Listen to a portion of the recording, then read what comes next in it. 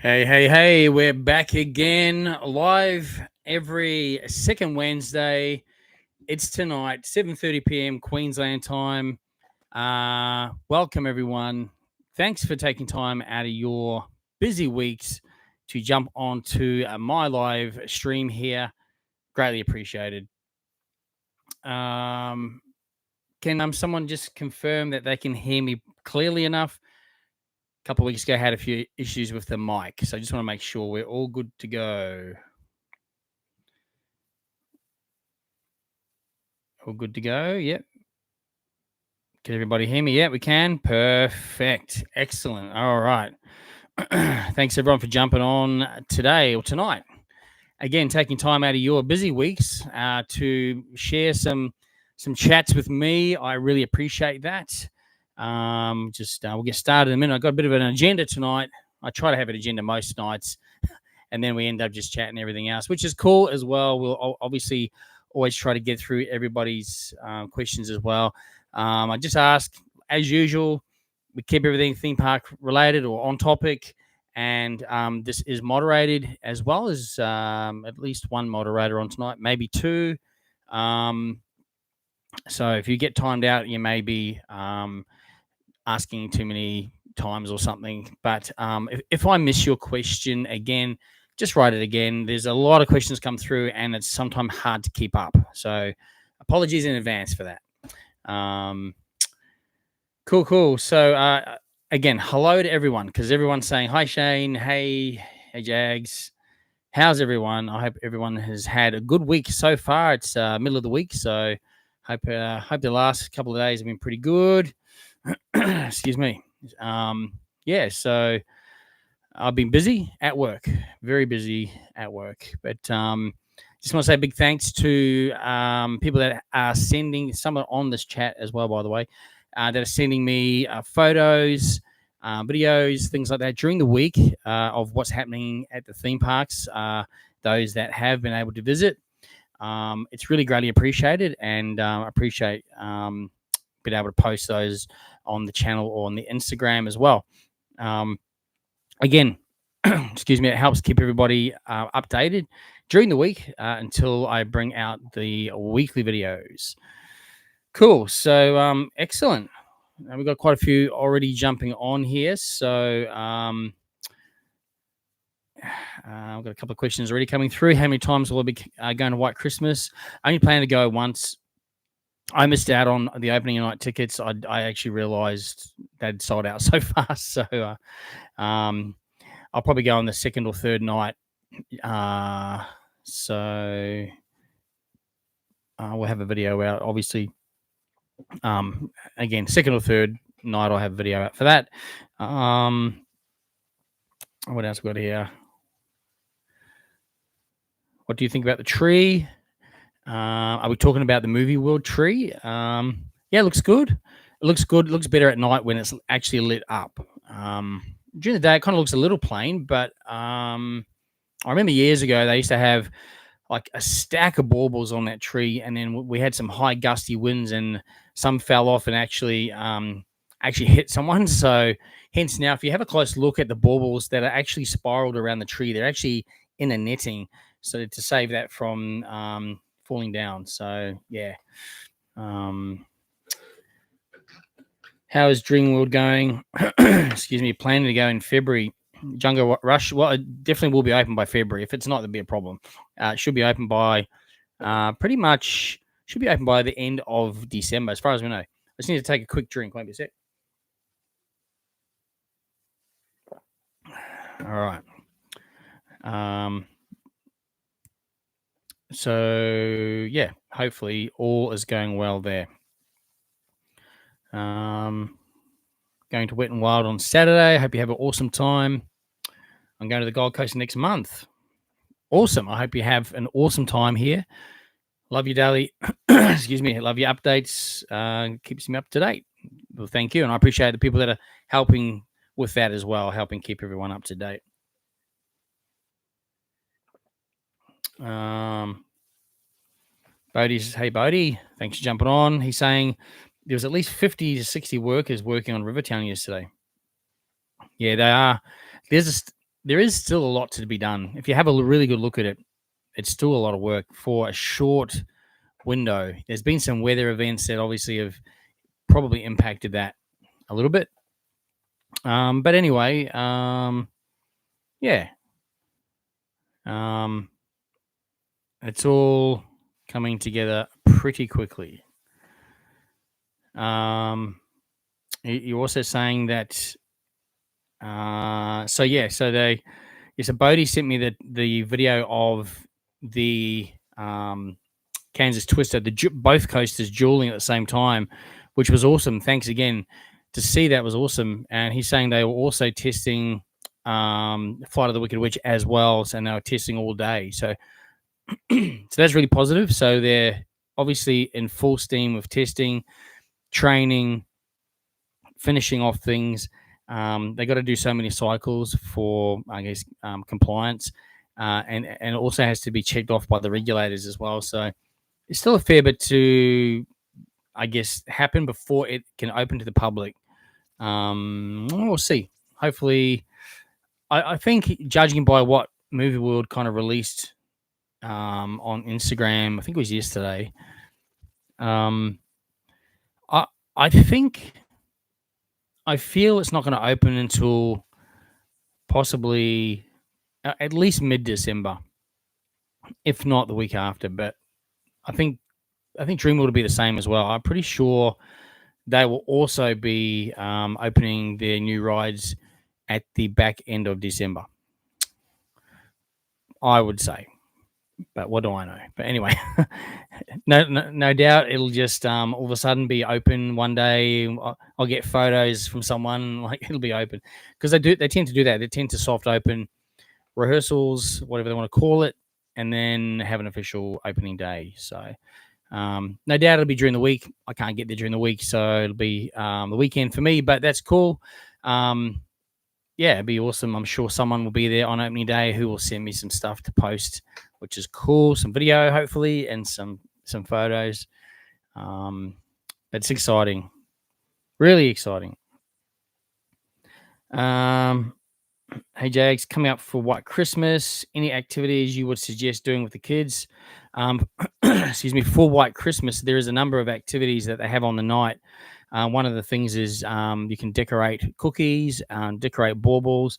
There's also Elf Club, depending on the age of your kids. That's more for sort of younger kids, probably under, I don't know if there's an age limit on it, but maybe under 12. I don't know.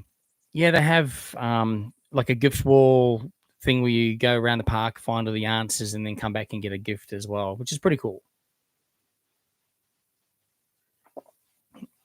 So there's things like that. If you're talking about outside of Movie World, like I mean, there's so many things to do, so many attractions and surfers. I got a video on my channel of 35 attractions you can do just in surfers, and that's not even all the attractions. That's probably half the attractions. There's plenty to do in Surfers Paradise, plus at the other theme parks as well. All right, so I've got some stuff I want to go through. Bodhi's saying hopefully we get a proper opening ceremony for both new lands. I'm sure we will. I mean, they're a big deal, right? They're definitely a big deal. I would like to think that they would make a big deal of both of those lands for sure. You're also saying that the Gotham burger menu has been updated and altered with some new burgers. Exciting. Well, hopefully they're delicious, and I have to try one. Don't mind a burger, and we'll check it out. All right. When do you think they'll release an update? When do you think they will release an update on what they are doing with Doomsday Area? Probably not till next year, to be honest. I think they got to get through. They got to get Wizard of Oz open. Then they got Hooray for Hollywood. They got the peak season. Scooby-Doo. I think after that. I think after Scooby. So I don't think it'll be till next year sometime. Realistically, I don't even know if they know what they're doing with it. Maybe they're still deciding. So yeah, we shall see. We shall see. Rick's is saying they're gonna go see the movie Wicked soon. I hear it's really, really good and amazing. Probably not one for me because it's a musical, and I think musicals are amazing. Don't get me wrong. I just can't sit through a music. I can sit through a live musical, absolutely, like at a actual show. Like I would have probably liked to have gone to the actual Wicked stage show. I think that'd be amazing. But for a movie, like I struggled with the new Willy Wonka movie. I really did because it was more of a musical. Um, Again, everyone's into different things. I like action, I guess, or comedy movies. But yeah, I've heard though that the Wicked movie is incredible and amazing, and I probably shouldn't knock it until not that I'm knocking it, but until I've seen it myself. But again, I'd watch it for me when maybe it comes out on Netflix. Anyway, enjoy it. It's amazing, and if you go to one of the big chain cinemas like Events or Reading cinemas, that they have the package deals, the popcorn container, which is all printed up, and they have also like a really nice souvenir cup as well. Both cinema chains do. I've actually seen those already. Not cheap though. I think for $25 or $27 for a combo, drink and popcorn. But the cup is collectible, so that's pretty cool. We'll enjoy that one, Rix. I'm sure you'll enjoy the Wicked movie, and everyone else too who also does that. December 10. Chris is saying December 10, Village Roadshow locals passes going up. Ah, that's right. So yeah, if you from the 10th of December, the annual passes are all going up for Village Roadshow, unfortunately. But again, I think they can only sustain it for so long when they're, think about your household expenses. Power's going up, food's going up, water is going up, rates are going up, right? Now, it's no different for a theme park. So their power would be going up, their rates would be going up, their food costs would be going up. I think with their retail merchandise, it's all designed in Australia, but a lot of it's obviously made offshore, mainly China. And I think they purchase in US dollars, I think. So the exchange rate's dropping. So there's a whole host of things where their analysts would be sitting there going, we need to put the ticket price up, because also wages are probably, they're probably getting slight increases every year, part of their agreements. And there's a lot of people running that place, not just front of house or back of house. So I get it. And, a lot of people are like, they're just out for getting money. Well, I don't think so. I think realistically, you got to stop and think about how things are right now for yourself, and think, well, what a business like that would be incurring costs would be massive. It would be crazy. So, and there's only three revenue streams in a theme park, essentially, and that's tickets, right? Ticket gate sales, retail, and food and beverage. That's really about it. It's to be expected, and I know there's some sales on, like even Dreamworld now have really cool like sales and things, but I'm sure the ticket prices will have to all go up at some point. So it is, a shame, but it's reality. Wizard of Oz, yeah, we haven't got a date yet, Chloe, not yet. I'm picking mid-December personally. Could be give or take a week. You never know. So okay, so someone else is saying that they've got an insight that December the 5th is the Wizard of Oz opening day. Got an insight from someone working on the site. Okay, there could be a couple of things there. It could all be ready, like they might be walking off the site that day. If they're doing construction or painting or whatever they might be working on. There's still staff training, there's still governance, and there's still the cycles. I know that the roller coaster manufacturer is actually here, and they'd be working closely with the team on all that stuff as well. But so it could, as I say, I'm thinking mid-December. So you'd be right. They'd probably walk off the site that day, but it may still not open for another week. But we'll see. I mean, it could be bang on. So it could be within the next 2 weeks. or what's that? A week and a half? Gee, yeah. So next week we shall see. I think we would have heard maybe by now. I don't know because yeah, I don't know. What's my predictions on the locks of their announcement? Look,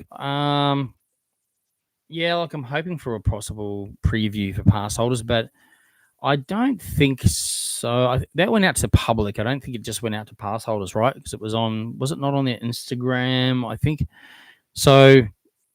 Look, I think there might be there might be some new experiences maybe happening in the area tied into Wizard of Oz. I think it's tied into Wizard of Oz somehow because the way it's presented, right?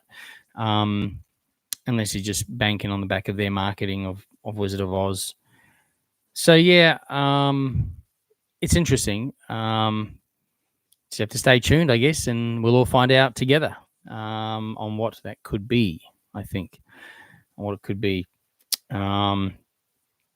Yeah, Carly's saying that the Wizard of Oz shop's now open. That's right. So yesterday, probably Monday night, they would have pulled that shop apart and put all of the new merchandise in. We had a peek of what was going to be sold.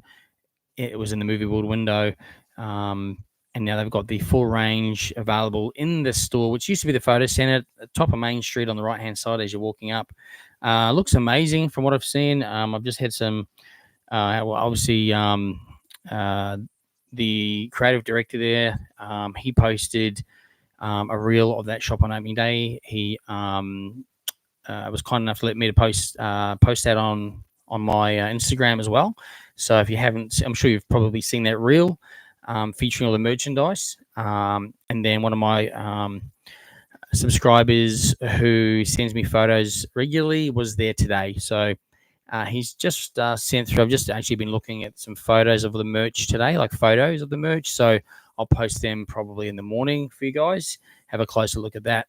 I'll probably pop in there on. I've got a lot to do this Saturday, but I'll probably make time to try and pop in there and do a real quick a video, just again another update, I guess, but particularly featuring the merch as well. I mean, it'll be nothing new. You've seen it already now on the reel and the photos, and there's probably other people that have posted stuff, no doubt already. But anyway, I'll do an update for you guys as usual, and of course a Rivertown update on the weekend as well. So I'll try and squeeze those two videos in this weekend. And I've still got some US content, but I've actually finished.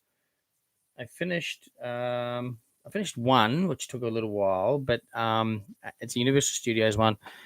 Not sure when I'll post that, but it will be over the next few weeks. I've got to do some stuff on the weekend, on a couple of the weekends coming up, so I'll need some time, essentially, not to visit the theme park on a couple of weekends. So I'll be dropping some international content in between then as well. So that'll be coming up at some point soon. Stay tuned. Rightio. So I know there's heaps of comments coming through, and I'll just try and read a few more. I've got a bit of a few agenda points we'll just chat through as well, which we've sort of spoken about a few of them as well.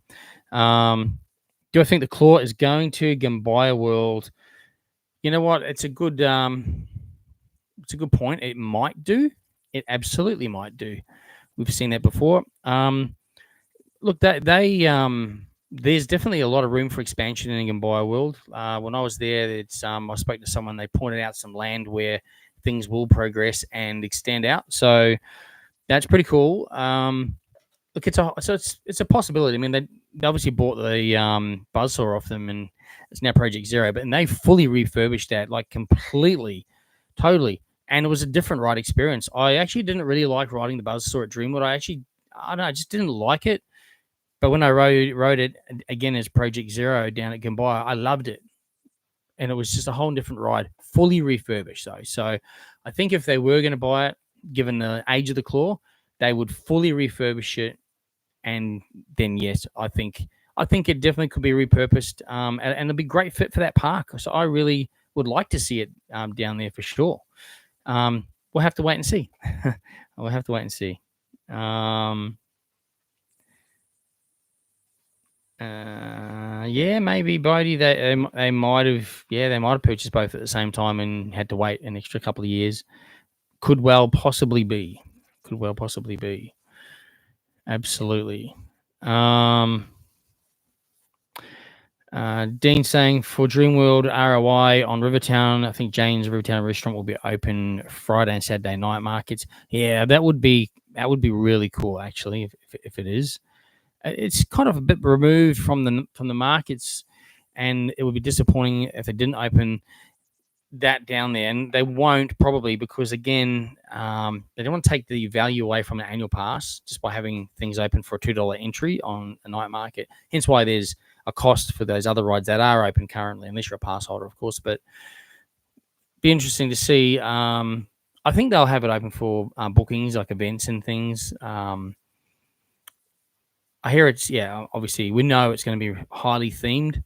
Also the gift store, by the way, with the old motor coaster store, as we know, it's going to be the general store for Rivertown. That is also undergoing high theming inside. Just to let you know. So it's not just going to get a repaint and a name change and same stuff. It is going to be a themed gift store for Rivertown. You wouldn't do all that at Rivertown and just leave that like basic, right? So it's going to be amazing. So we're looking forward to the gift store as well. So the whole area is just going to blow our minds, I'm sure. And did you see? I did post a pic this morning.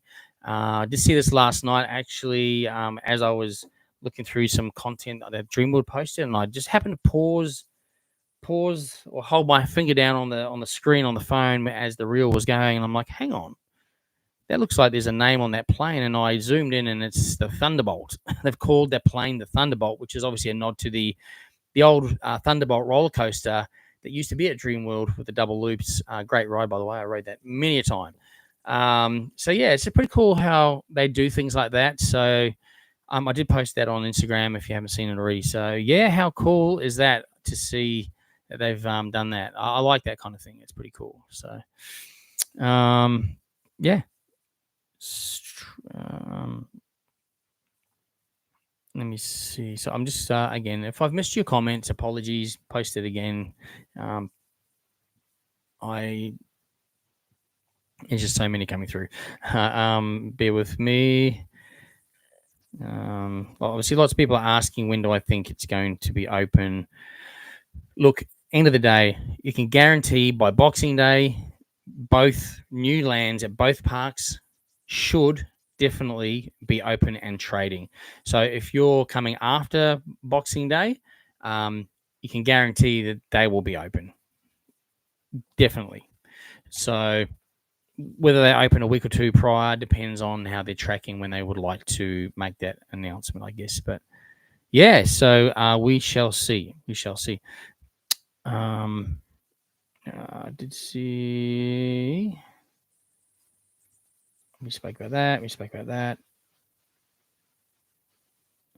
Would I go back to Rainbow's End? Yeah, I'd go back to Rainbow's End. In fact, they invited me to come back because when we were there, they were undergoing major maintenance on the flume, and it was supposed to open the day of my visit, and so we teed it up. Yep, cool. We'll come on that day then, and then they couldn't open it. It was wasn't quite ready. There was something that maybe it was going to open later in the day. We waited and waited. Unfortunately, we missed out on that one. But they said, look, anytime you're back, come back. So it's on the agenda for sure. I don't mind Rainbow's End. It's a pretty cool park. Did you know that was originally a BMX park? Like when I lived there when I was a kid, and originally it was a place you'd go. It was like a BMX club. So you took your BMX there, and it had like the skate bowls, but it was for BMX bikes. I guess I didn't see any skateboards there actually, but it was BMX. So you go there and do your tricks and stuff on those. And then when it turned into Rainbow's End, it was pretty basic originally. It's expanded a lot over the years. But I did go on the corkscrew roller coaster like in the very early days, and still went on it again recently, and I actually enjoyed it. And it was actually really, I found it really smooth. which was surprising for an Arrow coaster. But anyway, it was it was pretty smooth. I just actually reposted a video I did with the Stratosphere, which is like the it's like the the a sledgehammer, I guess, at the Luna Park, or SX360 at Aussie, with the full, like the claw, or like the King claw, but goes right around. Because when I went on it, they allowed me to film on it. I have a GoPro with a harness, chest harness, and they said, "Oh, we'll put it on extreme mode for you and run it longer." And I'm like, "Oh no, you don't have to do that." And they did. And of course, I don't do great on those rides. After that ride, I got off, man. I was crook for about an hour. I could not do anything. I had to sit there for an hour until I came right. So, not a big fan. Hey, Dane, how are you, mate? Thanks for jumping on. The store looks great. Yep, it does. The Wizard of Oz. No shop in the precinct. No shop in the correct. There is no shop in the precinct. I feel that their thought process behind that is they'll capture more people in Main Street, because also people come into Main Street before the rides open. They also come into Main Street for shows and for lunch around there. They wander around, and usually at the end of the day as well. So, whereas you might just go to Wizard of Oz once during the day. So, do you know what I mean? So they, I mean, look, they may have. I'm pretty sure they're having entertainment and the characters in the land, which definitely makes sense, right? There's a chance, knowing theme parks and how they operate, there's a chance they would have mobile cart down there with maybe a very basic range, so maybe some plush, maybe a couple of T-shirts, maybe some sipper bottles. I don't know, hats, maybe sunscreen. They might. It would make sense if they did. That means, though, they would have had to have built a themed cart, not use an existing one. Wouldn't look good. They would need to have built a purpose-built, highly themed, fitting in with that whole themed area.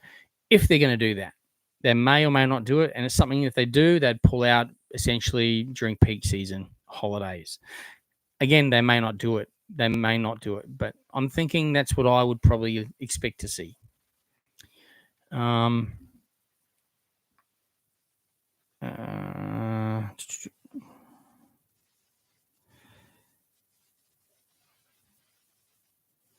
Okay, so someone's saying they went to Paris, Disney Paris, and the food was cheap. Was it like 70 cents for a burger, Australian? Really? That cheap? That's crazy. What day are you going to hooray for Hollywood? Look, I haven't even thought that far ahead yet. I got to buy my white Christmas ticket first. I've missed out on opening night. Totally just so busy, forgot to even check that.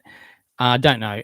Probably, when's it open? 27th. So probably like, what's the Saturday? Is it 28th, 29th, whatever it is? Probably that weekend, I would say.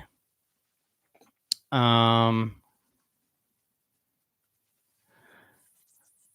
right. I think I got. Here we go.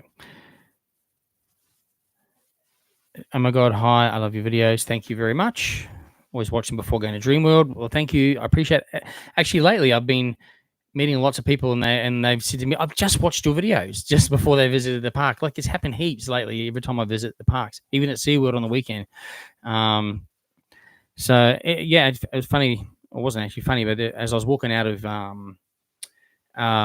the Shark Bay, the underground viewing, underwater viewing area, as I was walking out, there's a man on a mobility scooter who slumped over the scooter, and there was his kid was there as well.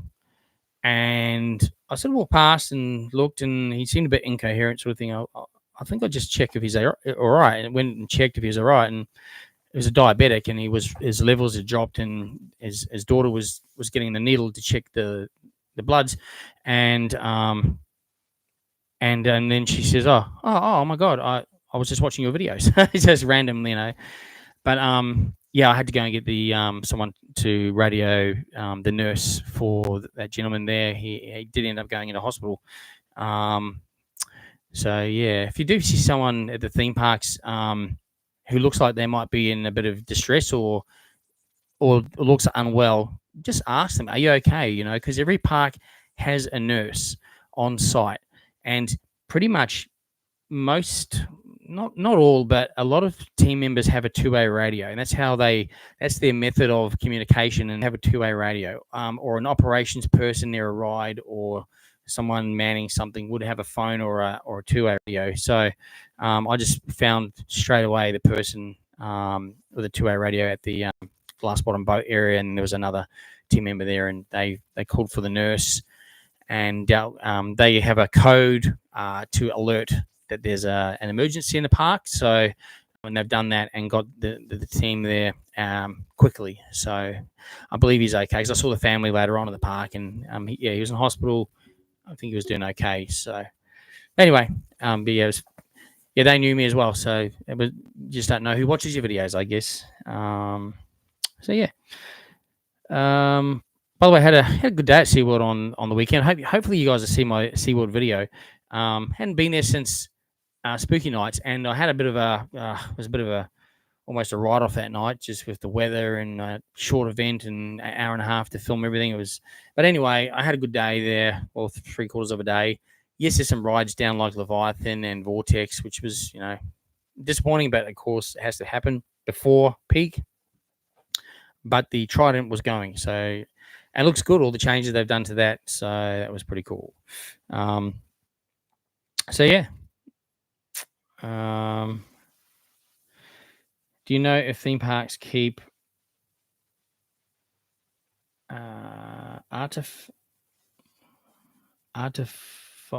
artificers? I'm sorry, I can't read. I'm not sure if you spell from attractions. They're closing. Oh, sorry, artifacts. Is that what you mean? From attractions, they're closing down. Yes, they do, but sometimes, I don't know if they do it so much now. In the years gone by, I remember they have this thing called a lot sale, but they usually have it off-site somewhere. They used to have them at the studios, because a lot of that stuff was massive, and you could go there and I think you could bid on stuff or buy stuff. But yeah, I'm not sure these days what they do. I know they keep a lot, because obviously they want to keep stuff as well. In fact, if you recall I think it was last Christmas, in the mezzanine area in Rick's Cafe, they had some props and stuff up there that they'd located from over the years at Movie World, which was really cool. You couldn't go up there to have a look, but you could actually see it very clearly from the restaurant. So they might still be up there, or they might be put back up there again this Christmas, maybe. Might be worth a look. Which international Disney or Universal is the easiest to get to from Australia in the current climate? I would say probably the Asian ones, like Singapore, Hong Kong, Japan. Cheapish flights. I know that the yen is dollar for dollar exchange rate. So if you're thinking of the cost, and I believe it's not that expensive there either. I haven't been yet, but the US, it's a lot further. They're having some specials on flights, and I love the US, but the exchange rate's the killer. It's like 60 cents in the dollar. So, and things like accommodation are quite expensive there. Food's pretty cheap there. I found it's pretty reasonably priced, but then it's in US dollars. So if you convert it, I only convert once, so I get the best price I can before I go through the currency people, and then whatever it is, if I go there and I see something that's $20 and I think $20 is a good value, I'm not going to go, oh, hang on, what's the conversion rate? But also, though, I don't buy something I can see or I can buy here in Australia unless it's significantly cheaper. Maybe like electronics, maybe, right? But you want to buy something different. So I always look for something different, and I go, if it's $50, it's $50, even though it might be $80 or $70 Australian. I don't think like that. Once I've converted it once, bang, done. But yeah, I think the Asian part, although you can't live in fear, but there's obviously a lot going on with, well, I guess North Korea, Russia, US even, there's friction everywhere, I guess. So, but you can't live in fear. You gotta live your life. You gotta travel, and just listen out for any warnings, I guess. I suppose, but you live once, so as far as we know, right? I think so. Make the most of it. Anyway, will the online store be getting the stock of the Christmas shirts at Movie World? I'm not too sure about that one, Anton, but yeah, usually they do. Usually they do. It depends on how many they bought. They might only have enough for in-park sales, but usually they would put some on there as well. Definitely.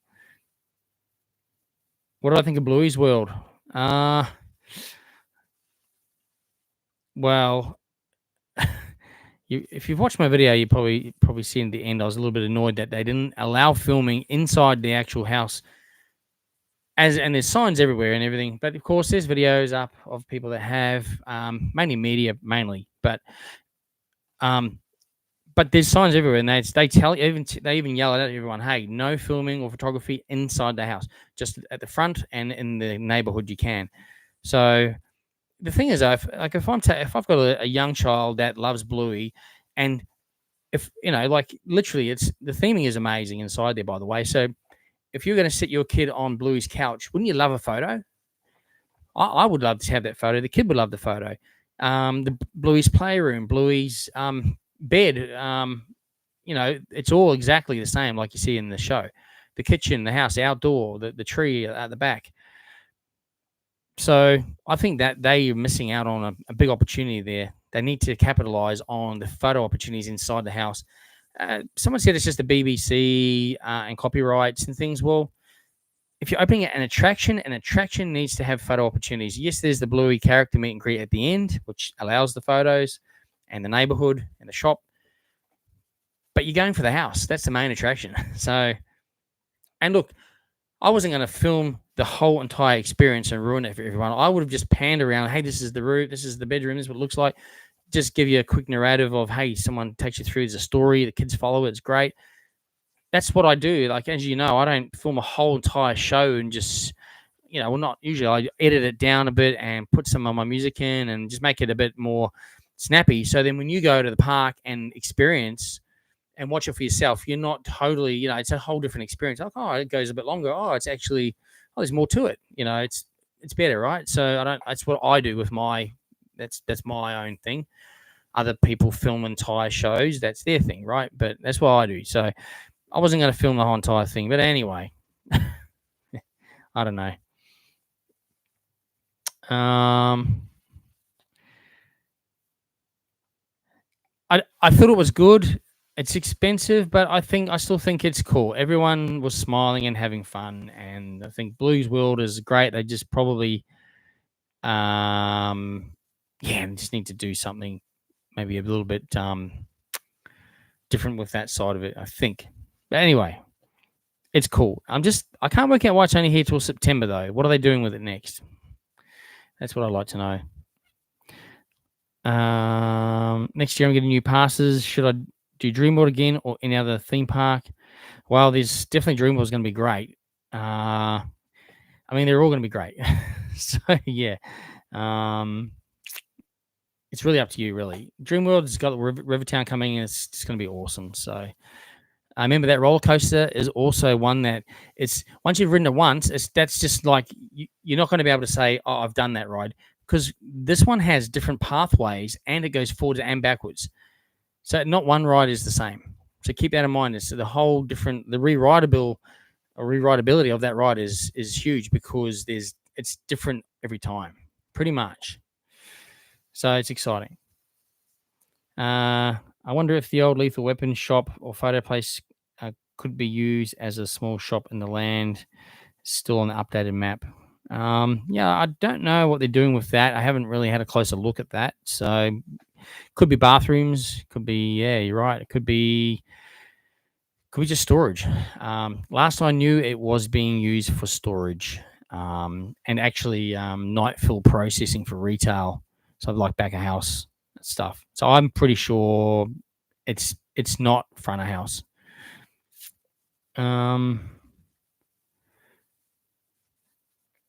Did Movie World use all of the old Looney Tune Rivertown space for driving school? No, they did not. They use around about half of it, to be honest with you. It's about half the space. So behind there is another half again, and it's actually where they store a lot of floats inside, and it's basically the technical services main shed. It's massive. There's lots of stuff in there, and I think they built. It's been a while since I've been there. I think they built a mezzanine in there as well, and offices, I think, in there. So, yeah, it's a big space, massive space, massive space. Would have been great if they had done the old Willy Wonka ride, but anyway. What franchise would I like to see come to Movie World? Mad Max. I'd like to see that, and a change to the stunt show. Definitely. Look, there's plenty of awesome Warner Brothers IPs and franchise, but that's definitely one I'd like to see like soon. John, how are you? GC a party buses. I'm well, thank you, sir. You need the spy cam glasses. I have looked into those, John, but to me they're more of a gimmicky thing than really the usability of them. For me, for what I do, not great. But hey, cool concept. Yeah.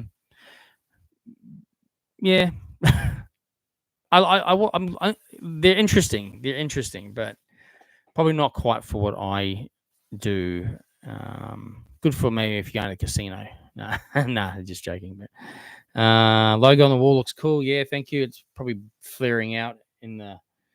Actually, I'm not sure where my remote is. There's a remote. Oh, here it is. So yeah, it is. That's off. Obviously on, and then it goes really bright. See that? It goes really bright. So that I think that's about as low as it goes, but it still tends to flare out a bit on here anyway. So yeah, got that made a year or so ago, I guess. No, I don't sell them. It's so expensive.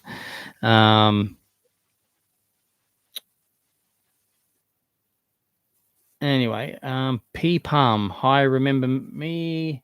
Hello, remember me?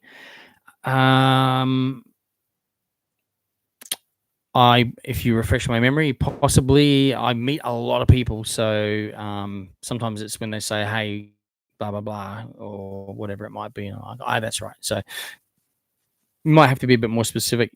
I have a pretty good memory, so I can remember most people I actually do meet. When I meet people and they go, "I meet you at I meet you once at Movie World or at outside the Superman," and I'm like, "Oh, that's right. Yes, I remember meeting you there." And most of the time I remember that. So apologies, I can't off the top of my head at the moment. Could Beetlejuice take a permanent place in Movie World? I definitely think so. He used to, actually, years ago. Always he was there in the early days. It was part of it's like Universal Studios, and now when you go there, you see Beetlejuice. He's just part of their franchise. So yeah, that's another one, another franchise, Beetlejuice for sure. Absolutely. Big Crouchy, Michael, how are you, my friend? Hong Kong Disney is currently having a bit of a sale and was pretty good. Something like 40% off hotel. Really? Wow, that's 40% off. Wow, that is unreal. The park is great, and the rail network is pretty good. And they've just opened. Is it Frozen Land there? I think it is. So yeah, it looks real. I'd love to go one day, just saving the money. Yeah, love to get there. Love to do all that Asian side, Singapore, Hong Kong, Tokyo, well, Japan as well. Definitely on the agenda, but there's a lot of things on that agenda. And the only thing stopping it is cash flow. So, anyway, we'll get there. You've got to have it on the list, right? If it's not on the list, it won't happen. All right. Michael's saying Bluey's World lease on the area is until February 2027. Interesting. I suspect the tickets only been available until September is to create some initial urgency. Absolutely. Yeah, because it's like the money they made, the money they would have put into building that, right? My only thought was, okay, the structure itself, it's called a pavilion, and it kind of looks like a fairly cheaply made pavilion, but the inside sets are pretty incredible, right? So my thought process is maybe they've made it in such a way that they can actually take it down and put it in containers and take it to Melbourne and set it up somewhere there, and then take it to Sydney or wherever and have it like a traveling thing for, a year at a time. That would be cool. But then again, Bluey is home is Queensland, right? So, and that's the whole tourism marketing is around that. So I would think he would want to stay here to bring people to Queensland, and they've got to see the Bluey's attraction whilst they're here. That's what I think. Caleb, thanks for jumping on, my friend. Good to see you, as always. Got to catch up too, man. Okay, guys, just to remember, I apologies if I've missed some comments here. I know I have, and I'm sorry. I'm trying my hardest to just post it again if I've missed it. It's cool. It's cool. No, Worthy 793. No updates yet on Doomsday. I was just saying before, most likelihood is they're gonna get Wizard of Oz open, get through Hooray for Hollywood and the peak season, then get Scooby Doo back open. Then my thought process is then it will be Doomsday.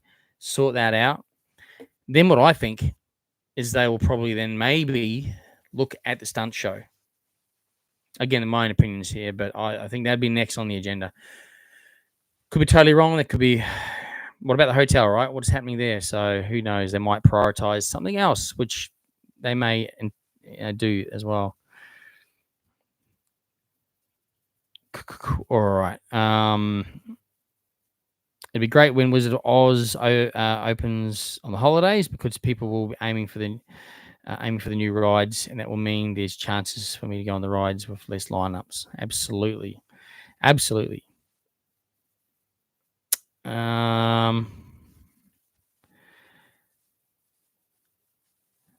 TF, I'm going well. Thank you for asking. P Palm. Yeah, sorry.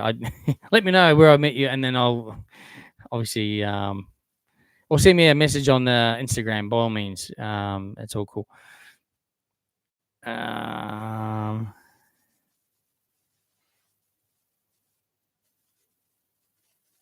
and your dad watch the videos when we go to the parks. You know what? Potentially, I actually have, as I was saying before, a number of people that have actually said they've been watching the videos. So yeah, but thank you very much. It's definitely appreciated. John's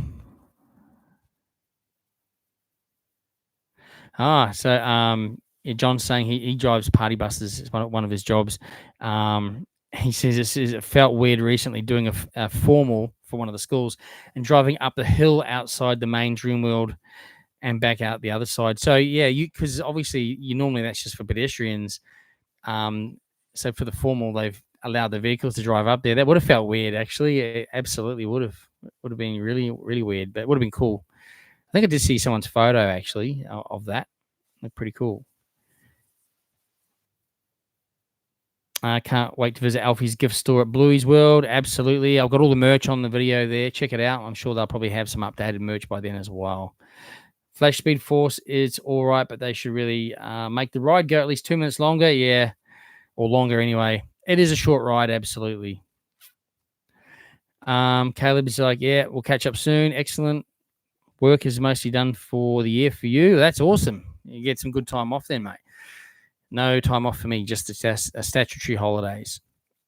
But that's cool. Was a Willy Wonka ride planned for? I think there was discussions about having a Willy Wonka ride. In that space for when the river ride finished up. The problem was the issue that they had was structural underneath and all the with the water and everything. I believe it was rusting out, and it was the cost to redo it all or even fix it up just outweighed anything else. And I believe that the decision had to be made on a financial basis. So it's a shame, but unfortunately it happens.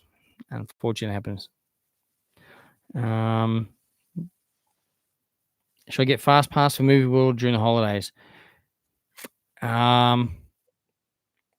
So my suggestion there would be, if you've only got limited time, then possibly yes, because the queues, if you're going from the 27th or 26th of December through to mid-January, it's the queues are massive. The park is peak trading period. So, and if you've got limited time, I would say yes, invest in the fast track if you want to get everything done.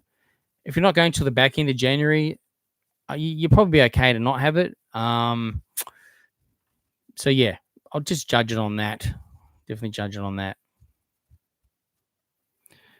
Would Movie World add some Friends or Big Bang Theory meet and greet or set recreations? Well, funnily enough, so obviously they have it at Warner Brothers in Hollywood. Years ago, long time ago, long time ago, I actually was working for Movie World, and someone from Warner Brothers Hollywood was over. They come over quite frequently, and I had the discussion with them about that. And this is back when Big Bang was still on air. And I said, "What's the chances of recreating? Doesn't have to be, just recreation of that set or a set, a paid attraction. Go and they get a photo." And they said there's absolutely no reason at all. I guess or no reason why they couldn't, but I guess there's probably a cost involved with the IP, using that IP. I mean, it is Warner Brothers, but it's a license for Big Bang Theory, right? So they probably would have had to weigh it all up, and obviously they didn't do it. So, but if you go to Hollywood, Burbank, if you go to Warner Brothers Studio Tour, if you haven't seen it, check out my video. I went there just in April, and they actually have the actual set from Big Bang Theory. They've moved it to this other building. It is the exact set, the one that they sat on and the couch they sat on. It's got the cafeteria. They got the lift and the foyer, the broken lift in the stairwell. You've got the main apartment there as well, and all the props in it, and it is all screen news. So it's so cool. And they have also the Friends Cafe there, the original one as well, set up as well. So if you can get to Hollywood or LA, I would recommend that, because it's the real deal. It's not just a recreation; it's the real deal. That's the difference. It's so much better. It's just water. All right. I would like it if they change the stunt show. Yeah, we're sort of hoping for a Mad Max theme or something new in the future. Pro Gamer, hey, just joined. Thank you very much. How do you think Wizard of Oz is going, and do you have any opinions about it and its opening dates? Yeah, we've just been kind of chatting through that a little bit. But I mean, they're testing everything now. Someone's saying they heard through the grapevine, through someone that works on the building site, that might be around the 5th of December. I personally think it might at least be a week or so after that. But again, it could be announced tomorrow. Like, you just don't know what they got up their sleeve. So it's soon. That's all we know. It's very soon. Michael's saying he saw the new character for White Water World. Yeah, so I posted that on. They posted a reel, Dream World for White Water World, and Kenny and Belinda are dancing with a frog, essentially another character. So, and that White Water World. So it looks like they've released. Pro Gamers. Yep. Thanks for no worries, mate. I'm happy to answer any questions. All good. Thanks for jumping on. Billy, it looks like they've actually created a new character for White Water World. So it looks like it's a frog. Have a look. I did post a photo on Instagram tonight, so have a look there, or jump on their story. I think it's a reel on their Instagram as well. You better have a look at that. So yeah, they're doing heaps of cool stuff, right? There's lots going on, which is crazy. So yeah. Oh, hang on. Bodie's saying that character is the mascot for the big four parks, not an annual. Okay, I gotcha. There you go. So I only just saw that and went, must be new character. That's why I put a new character with a question mark. So awesome. Bodie's actually read into the actual detail around that. So the big four parks. That's interesting. A frog. So it's not related specifically to the park. It's related to the big four parks. Maybe a frog hops around. So maybe hopping to park, maybe, right? Something like that. But they do need characters. I reckon it'd be cool to, even if it's just for summer, have some kind of character or two out for Whitewater World and Wentworld. Anyway, I'm a bit nervous to go to Dreamworld. Mate, there's been no accidents at Dreamworld for many, many years, and a whole different management team in that park now. Whole level of different safety. Dreamworld would be the safest place. I'd ride any ride there any day of the week. Just don't like the claw because it makes me feel sick. But anyway, that's the only reason. I remember back when they used to dye the bucket water green for the slime time in the holidays. That's right. Yeah, that's right. They did too, eh? It's pretty funny.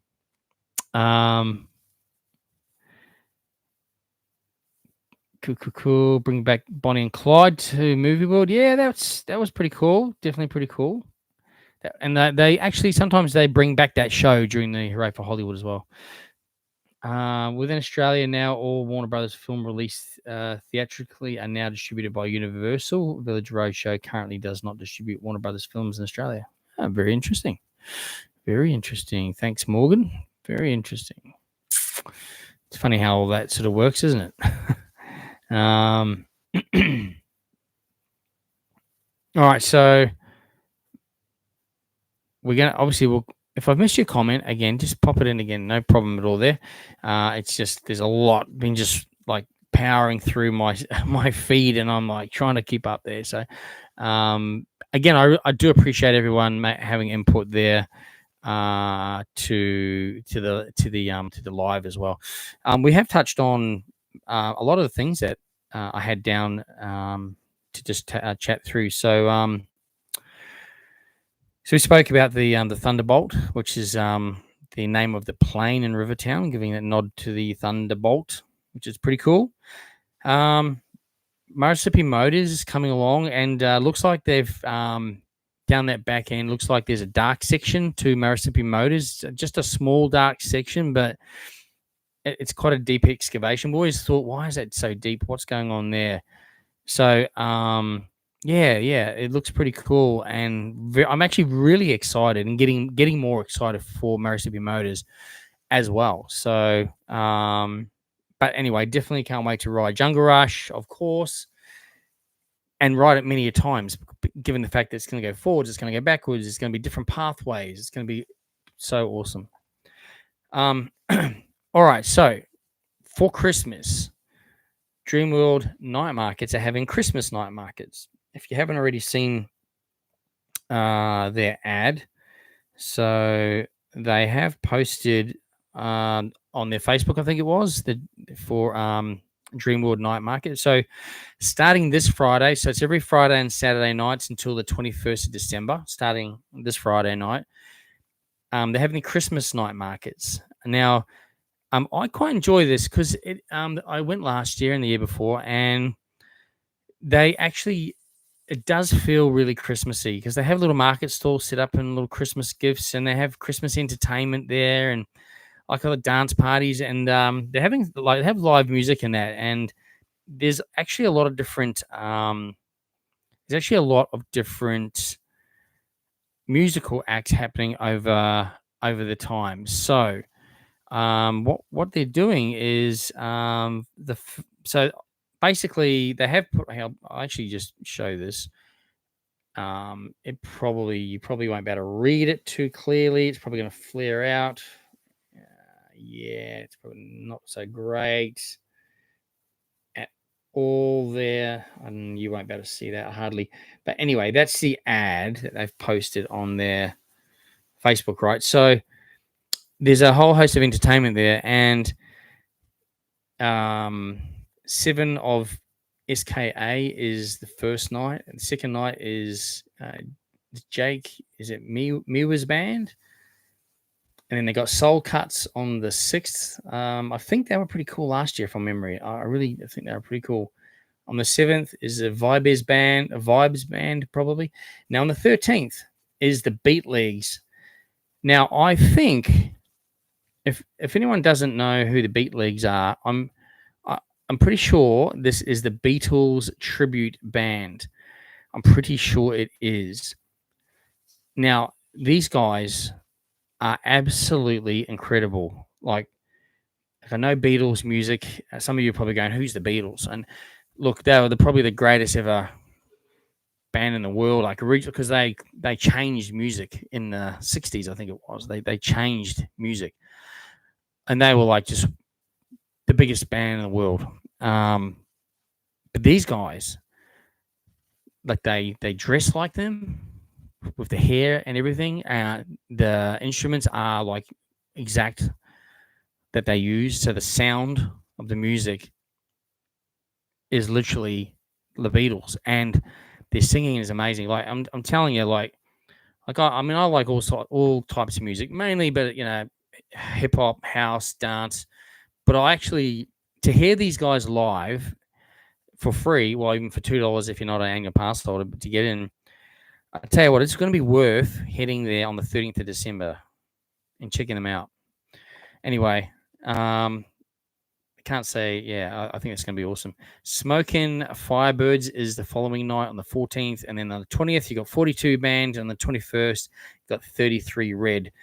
I don't know all of those groups or bands or what have you, but I think there's a really cool mixture of music there over that whole time that they've got those Christmas night markets on. So get down to Dreamworld and look, again, if you're not a pass holder, it's just $2 entry to get in. There's food trucks there. There's live entertainment. You just chill from 5 to 9. It's pretty cool. It's just relaxed. If you're a pass holder, it's free to get in, obviously. They have a couple of rides open. Typically, the Dreamworld Flyer will be open. Dodgems will be open. Free if you're a pass holder. If you're not, they're $10 to ride if you don't have an annual pass. Or I think you can ride Dodgems and the Flyer for $15. They normally have a deal there as well. Plus the kids' ball pit, treehouse things open as well. The theaters usually open with as in the Dreamworld Theater, with maybe they've got something playing on the screen there. But I tell you what, like support them if you can. Check it out. If you're coming on holidays, go to Dreamworld Christmas night markets.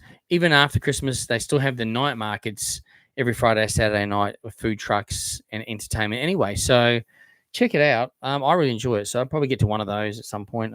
Enjoy those. Pretty cool. Dreamworld. That's probably all I wanted to really chat through for Dreamworld. Again, lots going on there. Can't wait for Rivertown.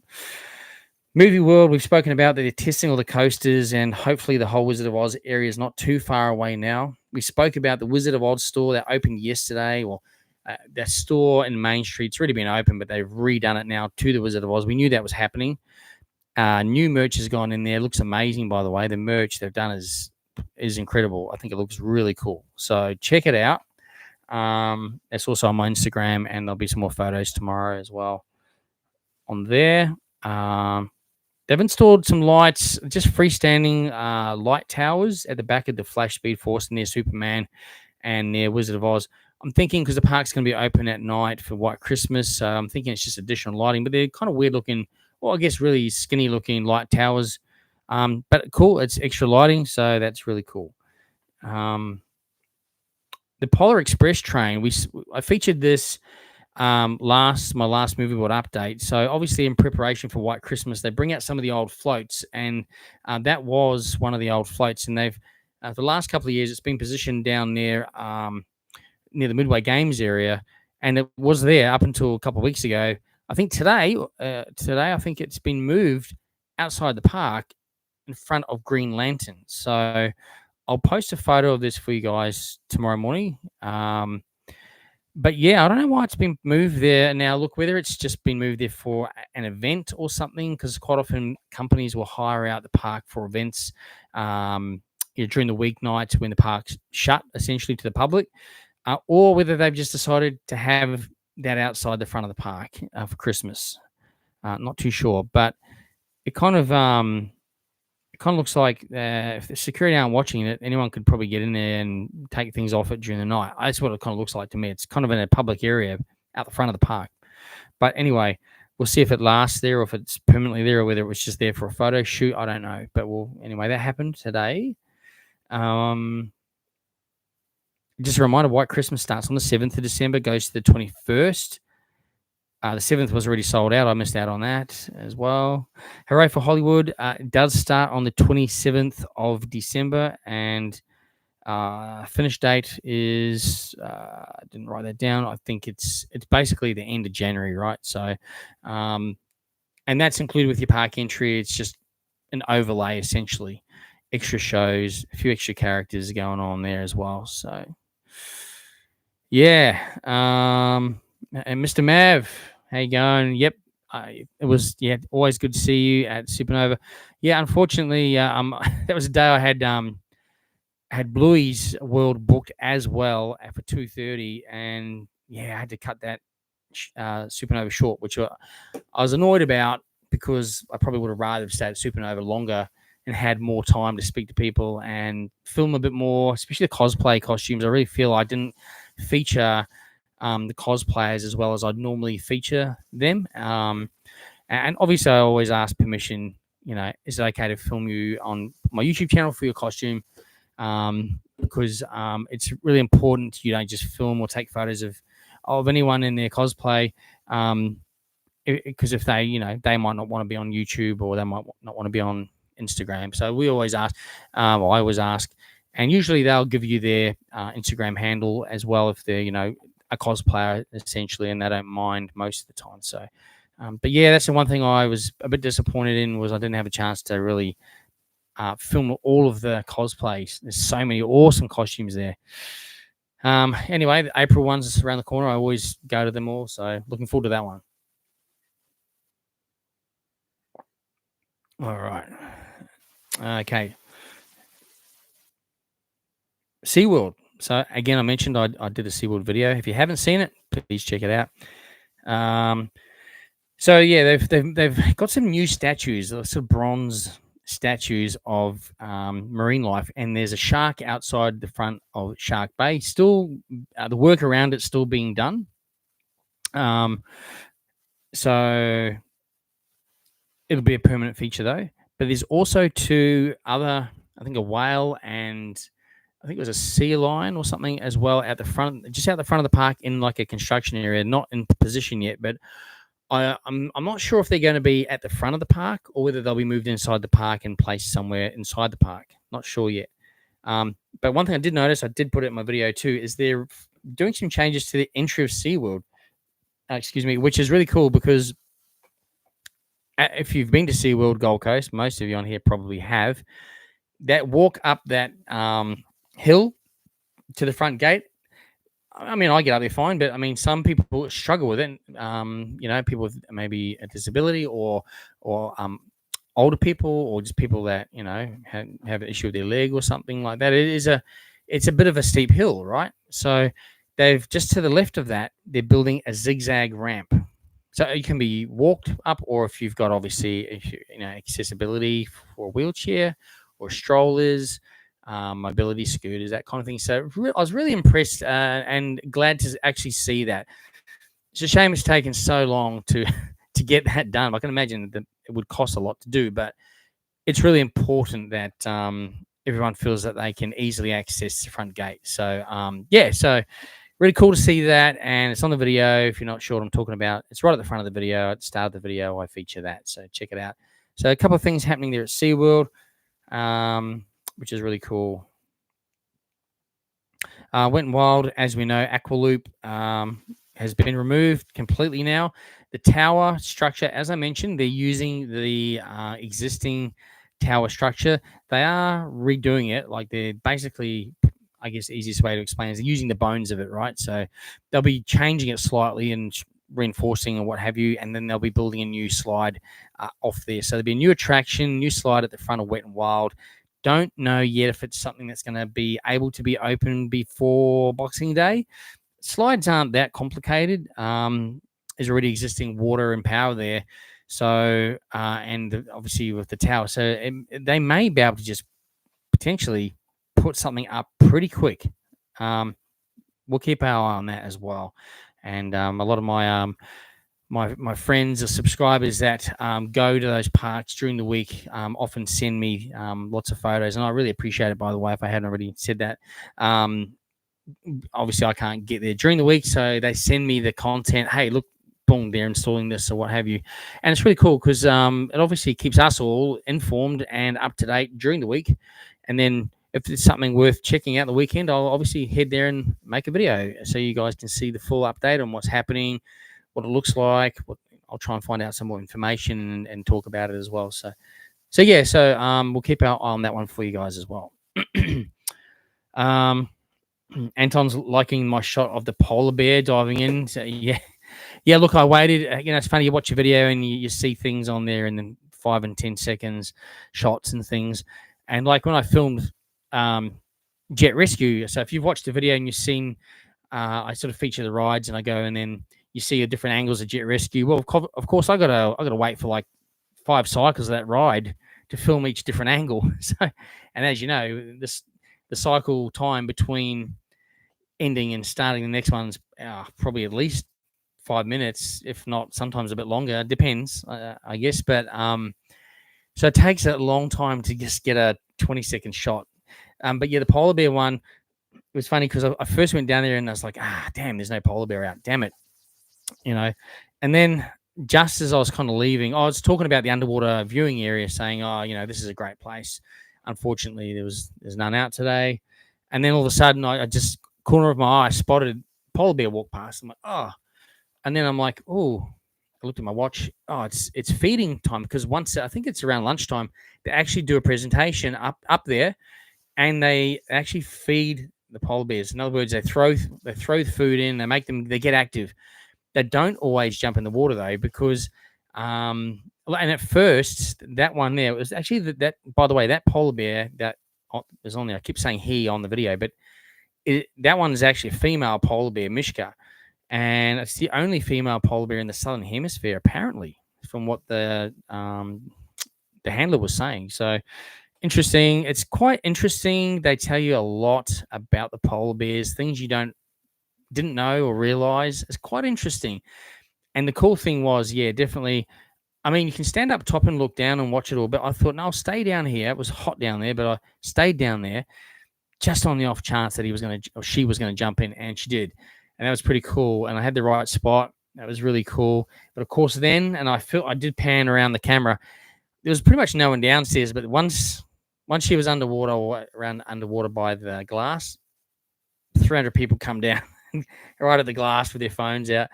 Of course, everyone wants a shot of that. So, but yeah, it was actually cool to get some good shots of the polar bear. So I normally just see them sleeping or not at all. So it was really cool. I'm glad you enjoyed it. I'm glad you enjoyed that as well.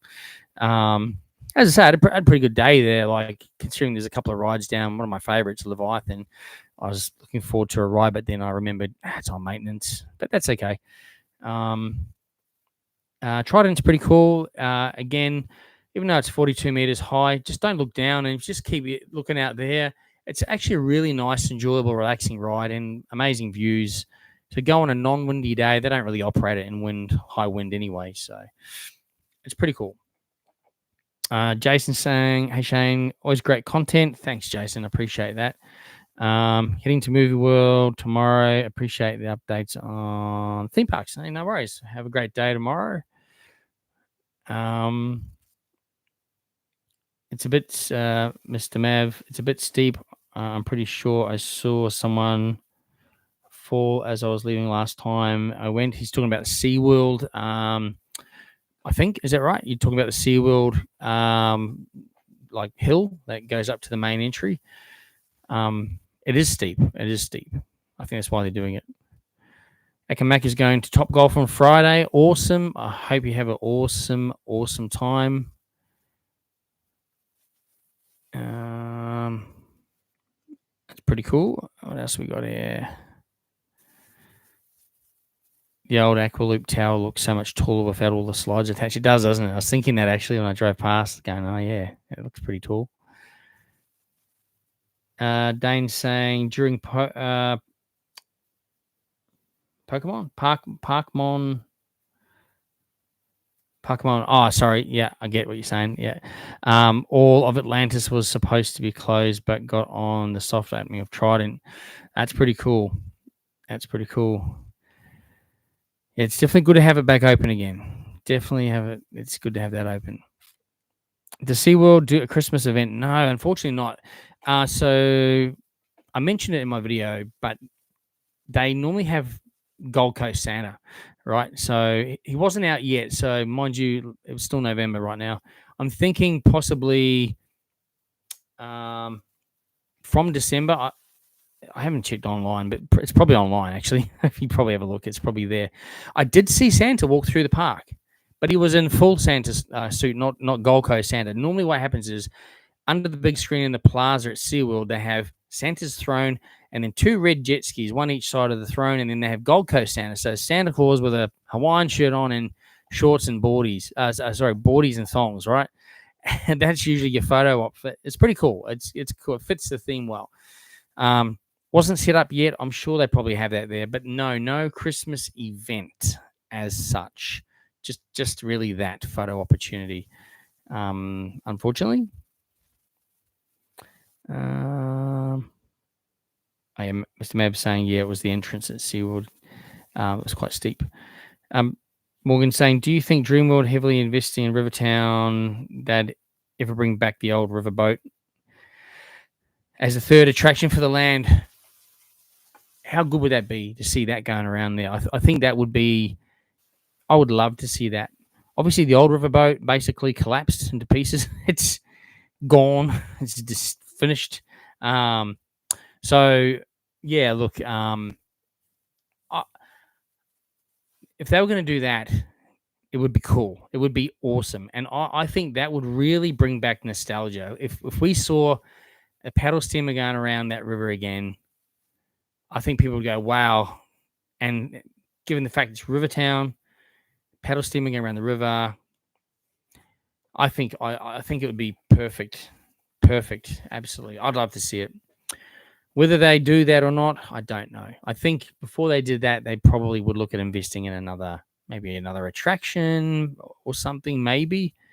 I don't know. Although that is an attraction, essentially. Something else for people to do.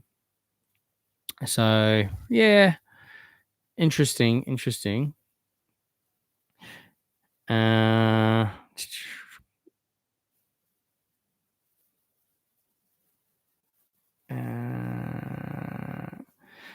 Paw Patrol and Bluey. Okay, so you're asking what time should I eat my lunch at Wet and Wild on Saturday?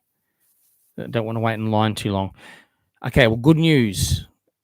Good news for you. If you've got a phone, you can scan a QR code and you can book and pay online and not stand in a queue, and it'll alert you when your food is ready and you just go and pick it up. And you can pretty much do that from Bombora Burgers. I know definitely from Bombora Burgers, which is the main place to get your lunch. There was also a pizza place there as well. So I think they might have had that as well, but definitely Bombora Burgers has it. So really, you don't have to worry too much now that they've got that in place. But pretty much between 12 and 1, it's busy, just to let you know. Or 12 and 1:30 probably.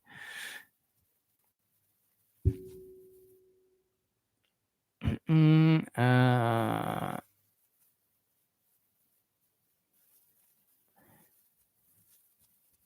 yeah, Bodie, about the fencing for Fly. Yeah, it's just white fencing like it was before. Yeah, I thought they would have changed the fencing, but anyway, I think they had to remove the fencing to do. I think they had to chlorinate the water. I think that's what they had to do, some work under there, which involved removing the fencing. So that's all. Wasn't actually something to do with the fencing itself, I believe. Rex is saying, I always go to the night markets and always wear your merch when I go. Awesome, man. I appreciate it. Thank you very much. It's kind of weird when I see people wearing my merch. It's like, where'd they get that from? Oh, that's right. I sell it. So, and I appreciate it too. And just on that, I posted a pic for my merch actually. So a lot of people have reached out saying, "Oh, I want to get some merch for myself or for my kids for Christmas." So I thought I'd post a reminder photo on there with just some examples of some of the merch on there, and what's available, and also the website to go on to get the merch. Now, if it is for Christmas, for a Christmas gift, you'd probably want to get onto that very soon, because when you place the order, what happens is it goes to the company that then it goes into a production queue. Okay, so the shirts aren't pre-made and they don't just sit there and pile.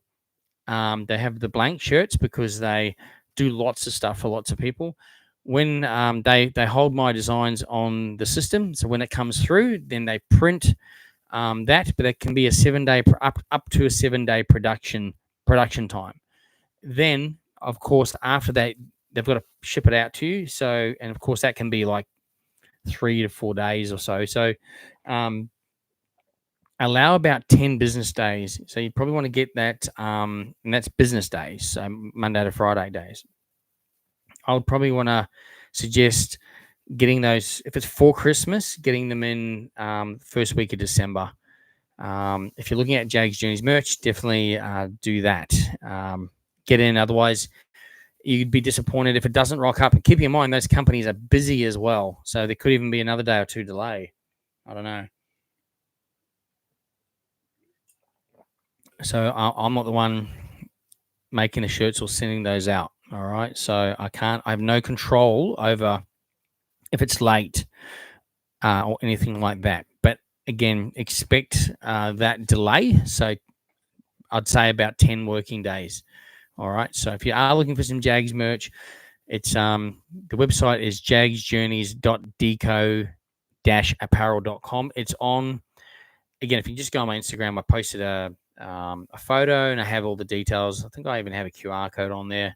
Actually, I also put on the story. I think the story's still there, and you can just click on the link. It takes you straight to the website as well.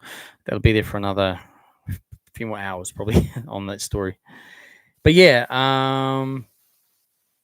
so yeah, again, I really appreciate those people that have been buying my merch. It's crazy. I get email alerts every time someone makes a purchase, and I just want to say thanks for that support as well. I only started that because I kept getting asked so much for it. I wasn't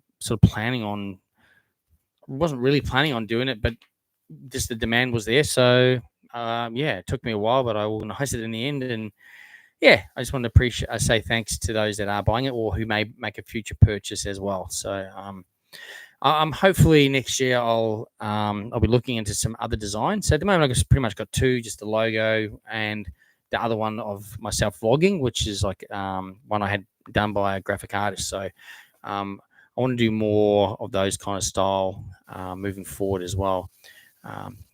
Again, it's just all time. But yeah, well, I aim to sort of make some improvements to some additional designs there as well in the future.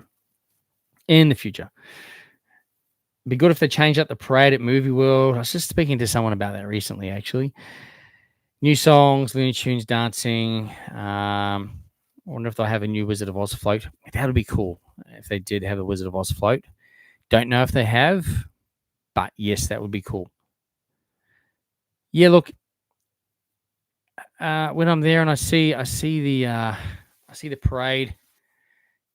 I mean, I've been going to Movie World for years, and in the early days, I'm talking, and then probably the 90s, 2000s, the parades were just next level, crazy, awesome. They had a cast of thousands. Batman ziplined every day across the people.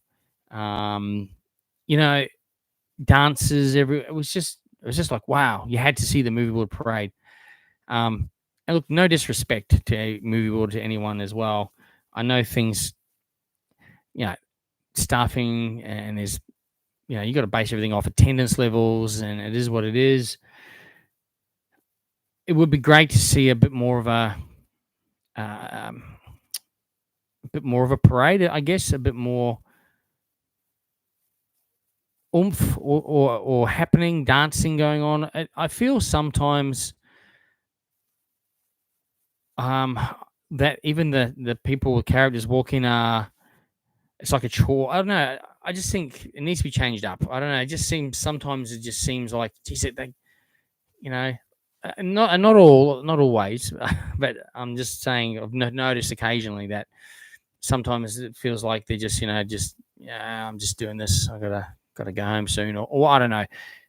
I just think, but back in the day when it was full on dances and it was exciting, it was like they are when they have their events now, right? Those shows are parades are like, wow, you got to watch it, exciting. That should be every day. But I understand the financial part of that and why they probably don't or can't do that. But yeah, I don't know. Even if they had maybe a couple of different versions of the parade, maybe they did that, right? So you never knew what version you were going to get. So if you were a regular and you saw the parade one day, but then the next time you saw the parade, it's different. You'd be like, oh, it's different. It's pretty cool. Different music, maybe a different way of doing it. I don't know. But using the same people, same floats. I don't know. But anyway, would be cool to see a change to the parade for sure. For sure.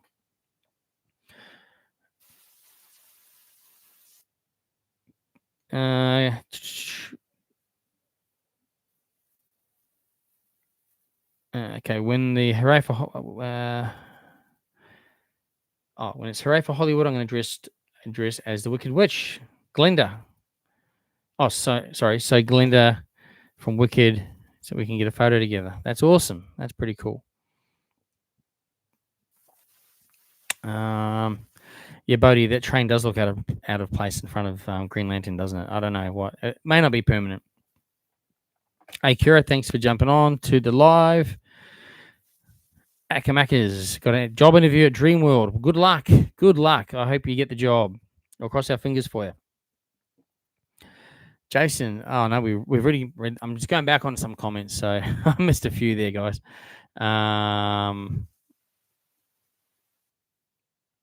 Make sure you get your white Christmas ticket. Yep, redeem it if you're a pass holder. Get your white Christmas tickets. I missed out on opening night. Never mind.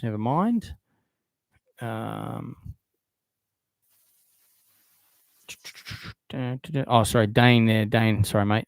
During Parkamon, oh yeah, I read that one, didn't I? How you managed to get on the soft opening of Trident, which is cool. Awesome to see it open now. Hey Jamie, how are you? Any goss on the retheming of the old motor coaster? All I can say is they're not going to change anything with that. The motor coaster. So I know from an enthusiast perspective, like if you're a roller coaster enthusiast, a lot of people don't like the restraint system. They don't particularly like the ride. But the thing is, right, I don't mind the ride personally. I think it's cool. I believe it's one of the top 5 best rides in the park from a guest perspective. So they base everything off guest feedback, and look, I think guests like general guests, the public, the families, they actually like that attraction, and it looks really, it's cool. I don't think there's a need. Obviously, they got rid of the yellow and green checkered colored building, right? That stuck out like nothing. That had to be changed. The ride itself, yes, it's kind of, I mean, motorbike, sure, it doesn't kind of tie in so much to a theme anymore, but it doesn't really need to be because it's not really seen, if you know what I mean. So as you go into Rivertown, you don't see that ride as such.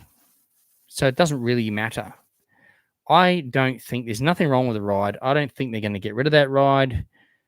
Look, maybe in the one day future, they might decide maybe to retheme it or do something. But I can pretty much guarantee you guys, it's definitely not on their agenda or high on their agenda right now. There's no reason for it to be. So there you go.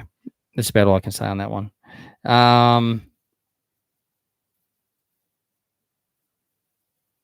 How much do you normally wait in the rides at Wet and Wild? So in peak season, it's actually the queues can be really long. It's, like really like can be, and I've waited in summer when it's busy like an hour or probably like 45 minutes to an hour, and it's hot, it's your feet burn, but there is fast track options available. So if you can and you got limited time, I'd recommend doing that. Brody's saying good old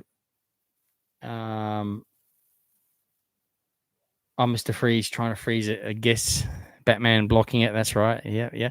That's right. The shows were just cool, like back then. I don't know why. I don't know how they've just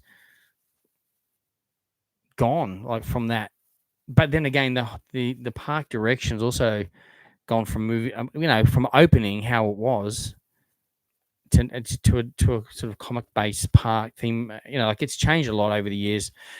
Kind of lost it. I think it sort of lost its direction a bit over the years. Its identity. I think it's lost its identity a bit over the years. But I can see that they're now trying really hard to claw that back, especially with Wizard of Oz. So yeah, I think probably the next 5 years, I think we'll start to see the movie magic come back, or the movie come back to movie world. The movie put the movie back in the movie world. Let's start a protest. Put the movie back in the movie world. We'll have signs. Put the movie back in the movie world. Anyway, yeah, Anton, I think you're right. It'd be cool if they had the little sidecars like the Hagrid's, like, or a bit more sort of River Towny sort of theme. Yeah, it would be pretty cool. Yeah, I do have Jaggs Journeys hoodies, and they're all on that website. So it's Jaggs Journeys. So www.jaggsjourneys.deco. So it's DECO, and then a little side dash apparel.com. If you can't remember that, if you go to my Instagram and my link tree, it's on there. But also, just if you go to my Instagram, I've just posted story. I think it's still on there, and I've actually got the link. Stories obviously don't last too long. Let's see. Yeah, it's still there. So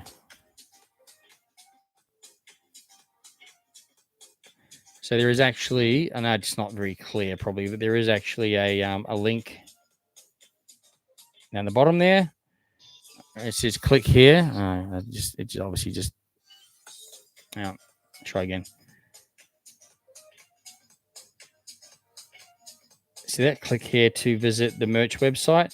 So if you go to my Instagram story, and there's some hoodies on there. You can see at the top there's a hoodie. So yeah, you'll be able to click on that, go to the straight to the website. You make a purchase on there. Allow 7 to 10 days at least. Okay, so it goes into production, then it gets posted after 7 days of production. Yep, that's right. You're right, Bodie. Let's get the pitchforks out. Let's put the movie back in the movie world.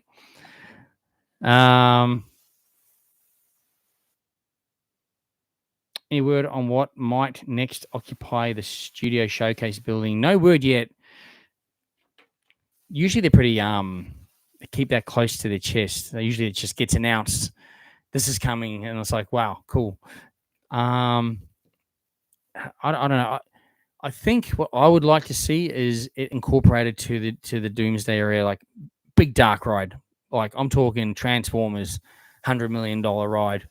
Now I don't quite have probably the budget in here in Australia for something like that, but that's what we need, or something like that. But if it's going to be used for the same kind of thing, usually it's based around what sort of movies they've been filming recently. So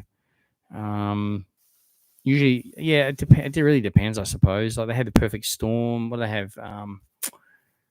Yeah, that was pretty cool. Mainly DC stuff they've had, haven't they? Mainly, which I guess they have a lot of that stuff available to them through Warner Brothers in Hollywood, which they send over in containers. Curious says, thank you for mentioning my name in the Wiggles video. No worries. Thank you for sending in the video. I appreciate it. Kira was one of I had a couple of subscribers and followers who attended that Wiggles event and sent me through some footage. Obviously, I work full time and unable to attend some of those things during the day. So, yes, thank you for that. And my pleasure. Thank you for allowing me to post that as a video. And, of course, I'll put your name on there if you're going to send me the footage that you've filmed. So, thank you very much for that.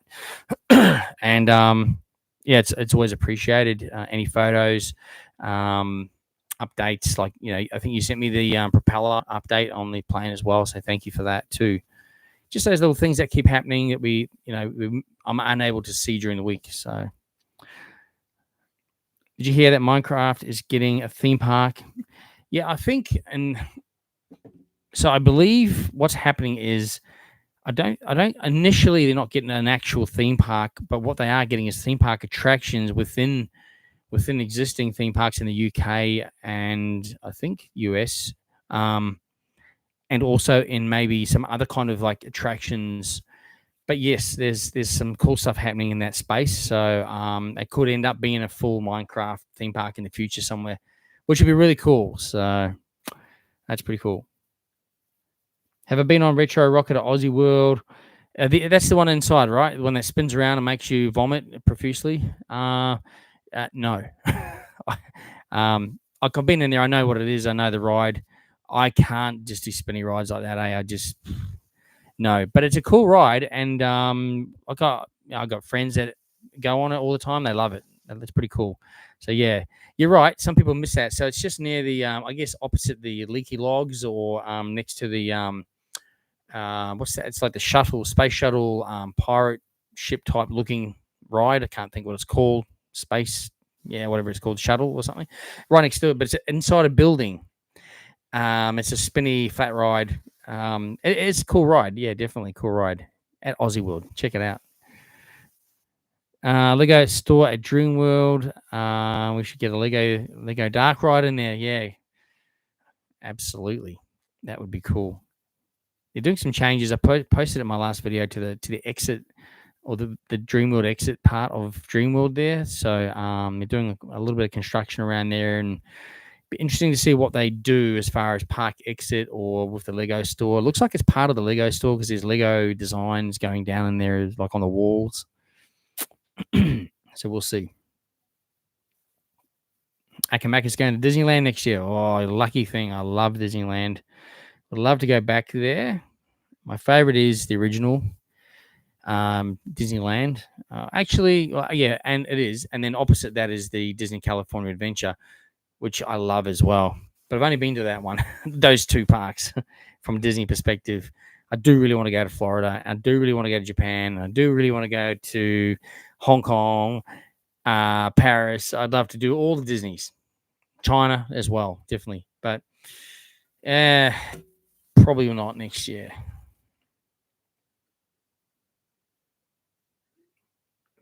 And then someone's got a suitcase big enough to fit me in there.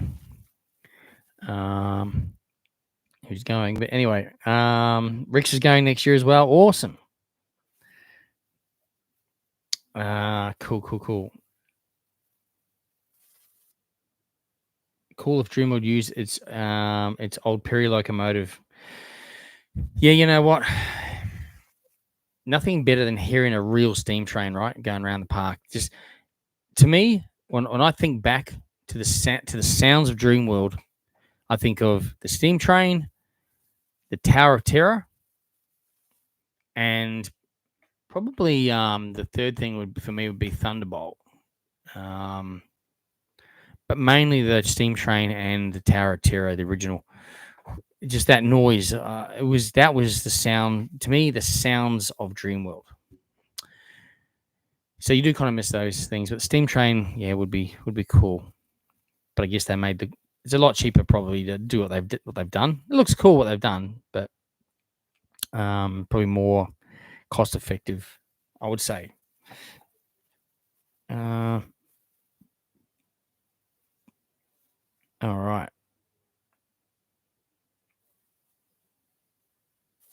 I did see the Dreamworld Flyer gate is a white gate. Oh yeah. Apparently that's been changed. It'd be cool if the Dreamworld Flyer had overlays like Halloween, Christmas. True. Yes, that would be pretty cool. Oh, Sky Voyager, not the Flyer. Oh yeah, sorry. It makes more sense now. Yes, like they have the USA one. Yeah, I love that USA movie too. It's so cool. That's definitely one of the best rides. One of the best rides at Dreamworld is the Sky Voyager. Some people don't even go, "Oh, I didn't even see it." Well, you got to go in there. You got to go in there and check it out. It's awesome. It is so cool. It is amazing. It's probably one of the best rides there, I think. So yeah, maybe check it out. Maybe check it out when you're there next.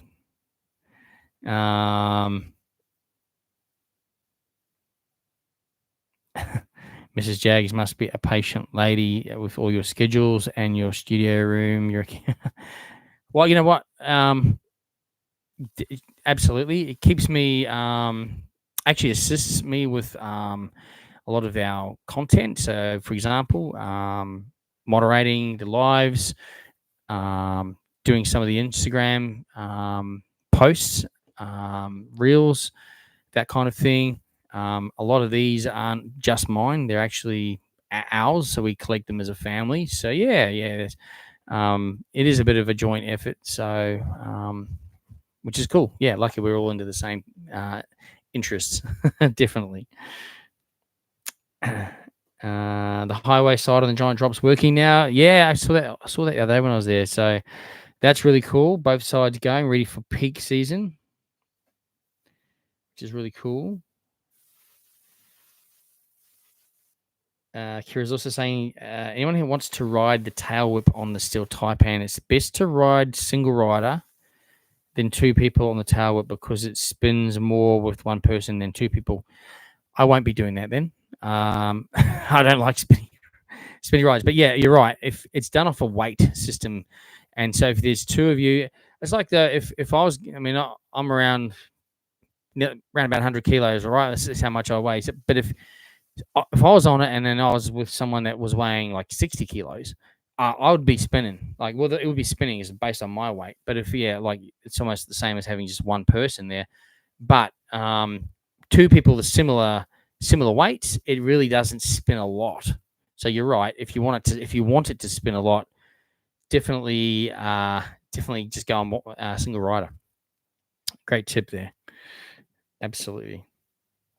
Akamaka says the octopus in Dreamworld is always spinning me with the water. Yeah, he's a cheeky octopus, that one there, Captain Calamari. And I believe during the peak season, he'll be a lot more interactive. I think you go past now, he spits water, but he just sort of sings to music. But I believe you're about to interact a lot more with that octopus probably during the peak season, which would be really cool. Rich is saying, I remember Dreamworld had chairlifts that goes right past next to the giant drop. Absolutely, they did. And yeah, I used to go on them all the time, actually. They're pretty cool. In fact, they still had, or up until recent years, you could still see the towers and the platforms, but I think they pulled those down now. But a few years back, you could still see those as well. Lucas Duffy, thanks for the updates. No problem at all. Thank you for sharing your time on the live as well. Morgan saying, do you think Dreamworld would next develop the vacant land from the old amphitheater and the Rocky Hollow area once Rivertown is complete? Yeah, look, you're right. There's that land, and like you're saying, there's also land on the other side where Thunderbolt was. There's definitely options there, and I'm sure there'd be some kind of a grand plan. First things first, though, right? So they're spending currently what $35 million on Rivertown. So they've gone to the board, the investors, and said, "I want $35 million." And they've gone, what for? And they've gone, for this, Rivertown, Jungle Rush, Murrissippi Motors, this needs to happen. This is why this needs to happen. This is how much it's going to cost. However, in return, this is the outcome is increased ticket sales, higher visitation to the park, increased spend coming through Dreamworld, and Dreamworld turning more of a profit. So it's a draw card. In fact, I look at a lot of forums and things and chat. There's a lot of interest from people overseas, enthusiasts from overseas, even just people like even that subscribe to my channel from overseas. Like, hey, I didn't realize Australia had all this stuff. We're definitely booking a trip to Australia. We're going to go and check out their Jungle Rush. So I think there's just so much interest. So it's going to definitely work. However, Dreamworld have got to prove that what they're saying is going to actually happen. So the money that they're spending is going to return this amount of profitability or increase ticket sales, whatever the guardrail was, and then they got to prove that. So I think before we see another significant investment, such as $35 million or more, or around that money, keep in mind they spent that on Steel Taipan. Was it half that? I think it was, but so they've already, proven they need that coaster. They got signed off. It's proven. They've obviously then asked for money for Rivertown. Got signed off. It's almost finished. It'll be running soon. And of course, we know it's going to be a success. It's going to work. It's going to bring people in, and it will do what they want. It will bring ticket sales, and it will bring more people to Dreamworld. That will then give them a green light, hopefully, from the investors to go, okay, no problem.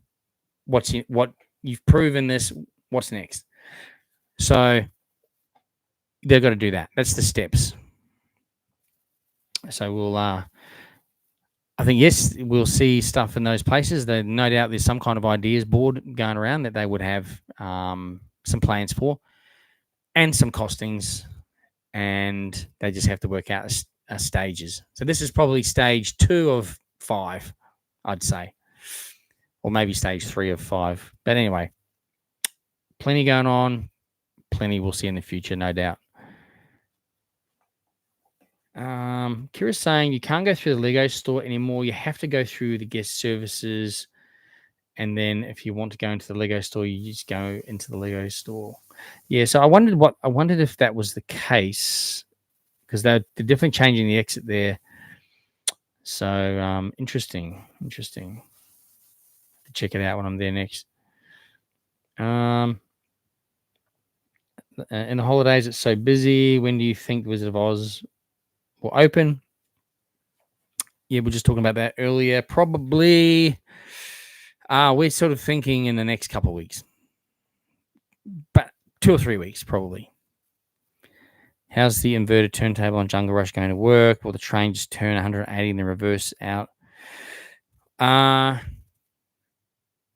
So we haven't fully seen it.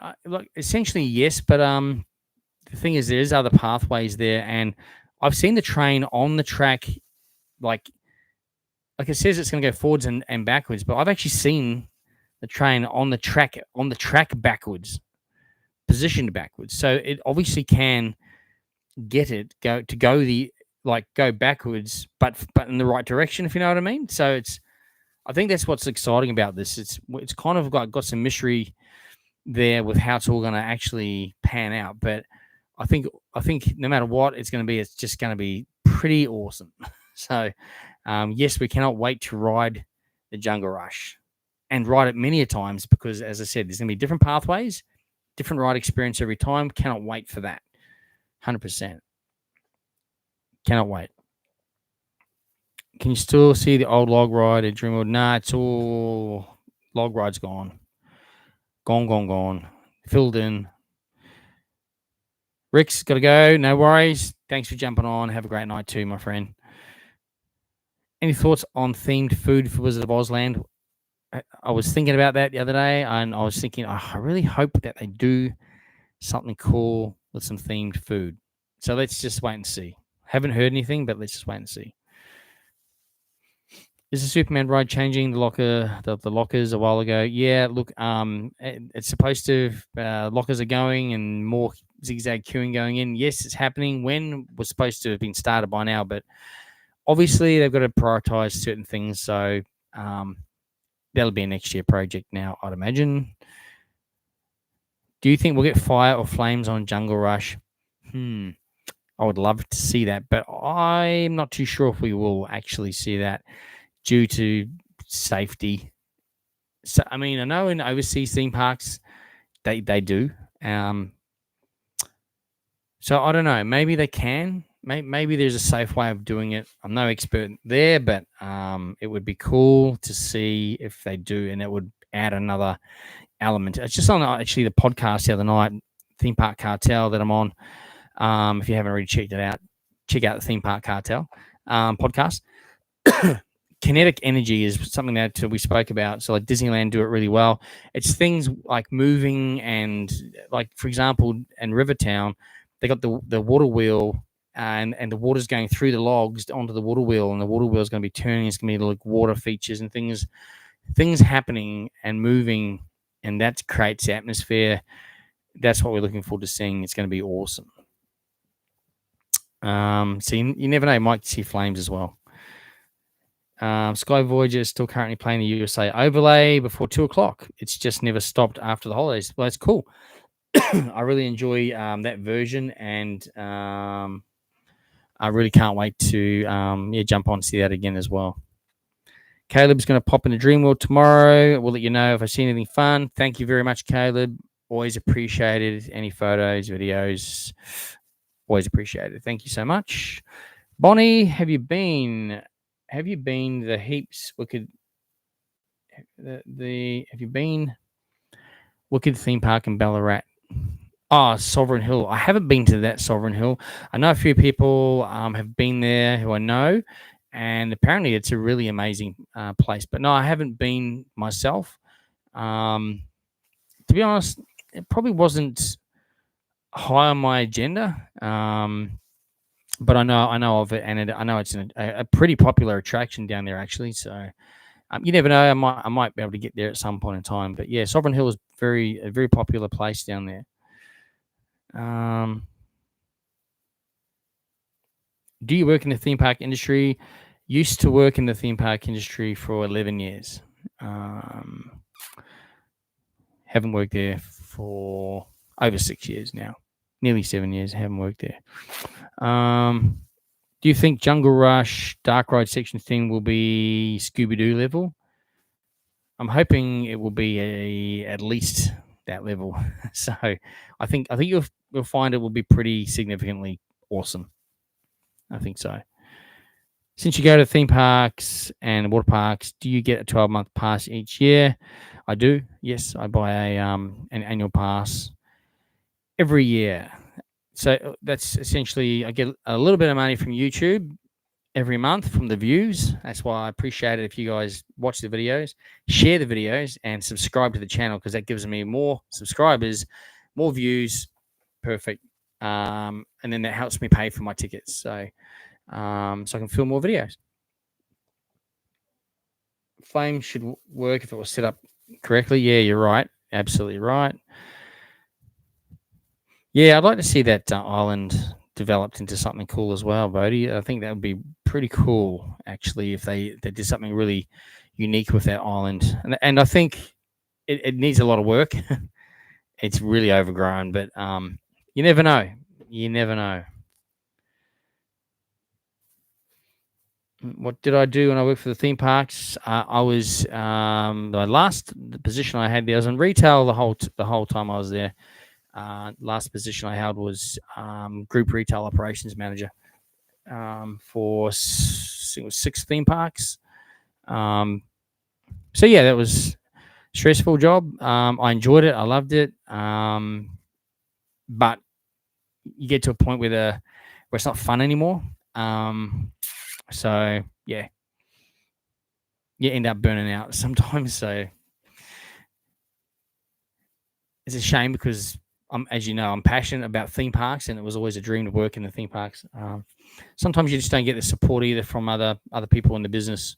So yeah.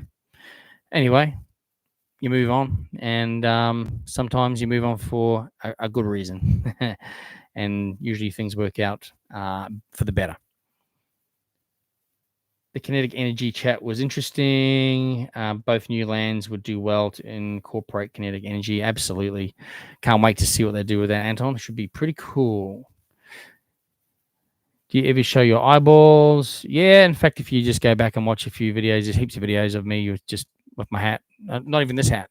Because, yeah, when you first start, I've told people before, the only reason why I wear glasses is when I film my videos, I use a phone, right? So the actual lens on your phone is not in the center. It's to the side. But, of course, naturally, you're looking at the center of the phone, right? That's where you look. So then what happens is when you watch a video back, you're always looking to the side. You're never looking at people. So by having sunnies on, you're always you're engaging with people. Plus, I'm out in the sun all day long at the parks, and you need to protect your eyes in Queensland or in Australia, right? But then essentially became the character, you know what I mean, the Jaggs Journeys character. So that's why I do. I mean, I'm at the night markets, and I don't wear if I'm filming, I put my sunglasses on for filming, and then when I finish filming, I take them off, put my normal glasses on.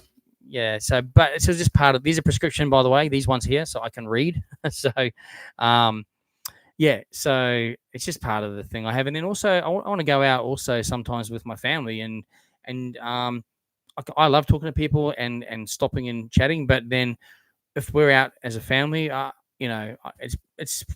it's hard on them, and I keep getting stopped all the time. So they understand I'm in the theme parks. That's part of what the gig is and what I do. But yeah, it's I want to go out sometimes and just with the family and just I guess not get stopped all the time as well for family time. So time and a place. So that's why theme parks. When I'm doing my theme parks, this is me. So yeah. But yeah, if you go back on the videos, you'll see plenty of videos on there when I was first starting out. I didn't have a brand or anything. I was called Jaggs Journeys, but I didn't have a brand. I created this logo myself over time and just developed the brand, I guess, essentially. So yeah. What's currently occupying the land that Thunderbolt was on? Basically nothing, actually. Yeah. I mean, partially. I think partially there's a building on there that was used for something. I think it's what was it? Was it? I think it might be. I think it was an old shop or something, maybe. Yeah, but basically that land is pretty much vacant there. They had the monster trucks on there and the circus over a couple of years ago. So yeah. Bodie's saying, I can't believe you're almost at 11K. Yeah, VIPs, absolutely. It felt like 10K. It wasn't that long ago. Yeah, it was probably, when was it? It was probably a month or so ago. Yeah, and again, I really want to grow this channel fast, and I want to grow it big, obviously. But the thing is, YouTube works on algorithms, and I'm limited to how much content I can pump out. I try and pump out, I try to keep people engaged through Instagram, Reels, stories, posts, Facebook, Threads, TikTok. I'm not massive on TikTok. I do bits and pieces on TikTok. It's very hard to do so many different platforms all at once. A lot of people are just a TikToker or just to this YouTuber or just to, or just do Instagram. When you're doing all platforms, it's hard work. it's a lot. I mainly do YouTube, obviously. But of course, I'm limited because I work full time, and I still have to work full time because, if I'd love to do this full time one day. It'd be amazing to be able to be a full time YouTuber. That'd be the goal, definitely one day for sure.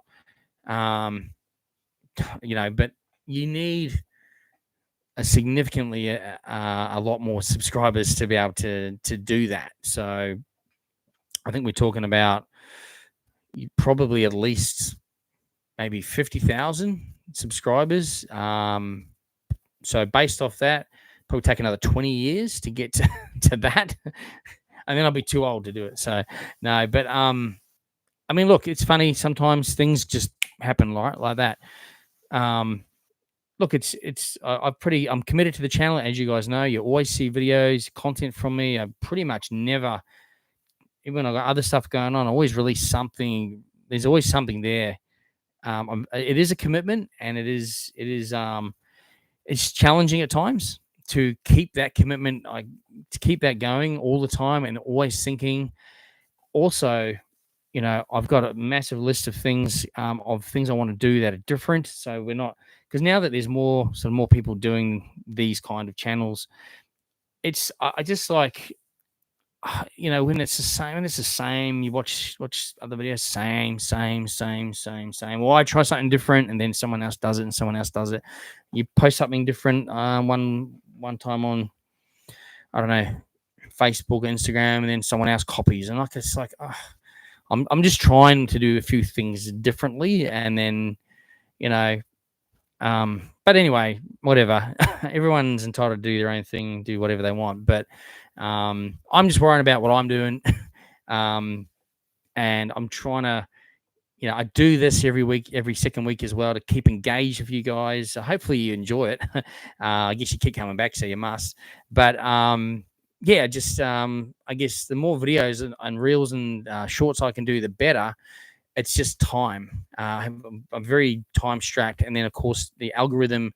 If you're only pumping out 1 or 2 a week, it sort of doesn't push it out as much. If you're pumping out, say, 6 a week, it would pump out more. The algorithm picks up on it. So unfortunately, it does work a lot on that. But if put it this way, out of everyone that watches the videos, and this is actually a worldwide fact for most YouTubers, out of all your views, so people that watch your videos, let's say 100 people watch, 1,000 people watch my video, right? Well, probably only 200 would be actually subscribed to the channel. The other ones just watch it and carry on. And I get it. I don't subscribe to everything I watch either, right? But the thing is, we need more people. I need more people to subscribe, because the more subscribers you got, the more chance you've got for views. And then also YouTube then also starts picking up on that as well. So anyway, I'm very happy to reach 10 and nearly 11, 100%. I really can't wait to get to 15, and then I'd like to hopefully get to 20 quicker, and then just like to see that progress faster. Anyway, can only do so much. So I appreciate everyone's support who is watching the videos, who does subscribe. It is free to subscribe. Remember that. So if you're watching, you're not subscribed, you just got to hit the button. No cost at all. Just listening to me. That's all. So anyway, there you go. What else we got here? Thoughts on Harley Reid. You have to forgive me here. I actually don't know who that is. Who is Harley Reid? I might have missed something there. Village Roadshow passes going up on the 10th of December. Yep. We did speak. I know you weren't on there earlier. We did speak about that a little bit earlier. But yeah, just the cost of everything that goes up. It's not just them trying to make more money. The cost of power, food, wages, everything's going up. They've got to adjust accordingly, unfortunately. They just have to.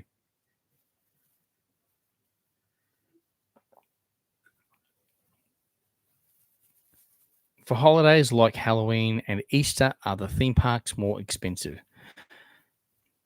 No, but if you're going to an event like Fright Nights, then yes, because that's a paid extra cost event, and that is an expensive a night if you're doing fast track and all the other things as well.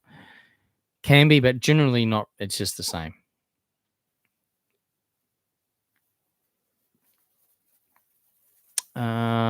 Randall saying, Jaggs, love the gardens at all 3 parks. The gardens? Are you talking about the landscaping? Yeah, absolutely. They do a great job, 100%. I think I just sent yourself a link on Instagram that was for the guy who was the voice of the Leviathan. Oh, yeah. Could you guys interview him for a Theme Park Cartel podcast?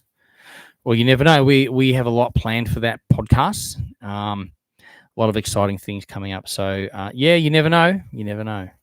Watch this space. Watch this space.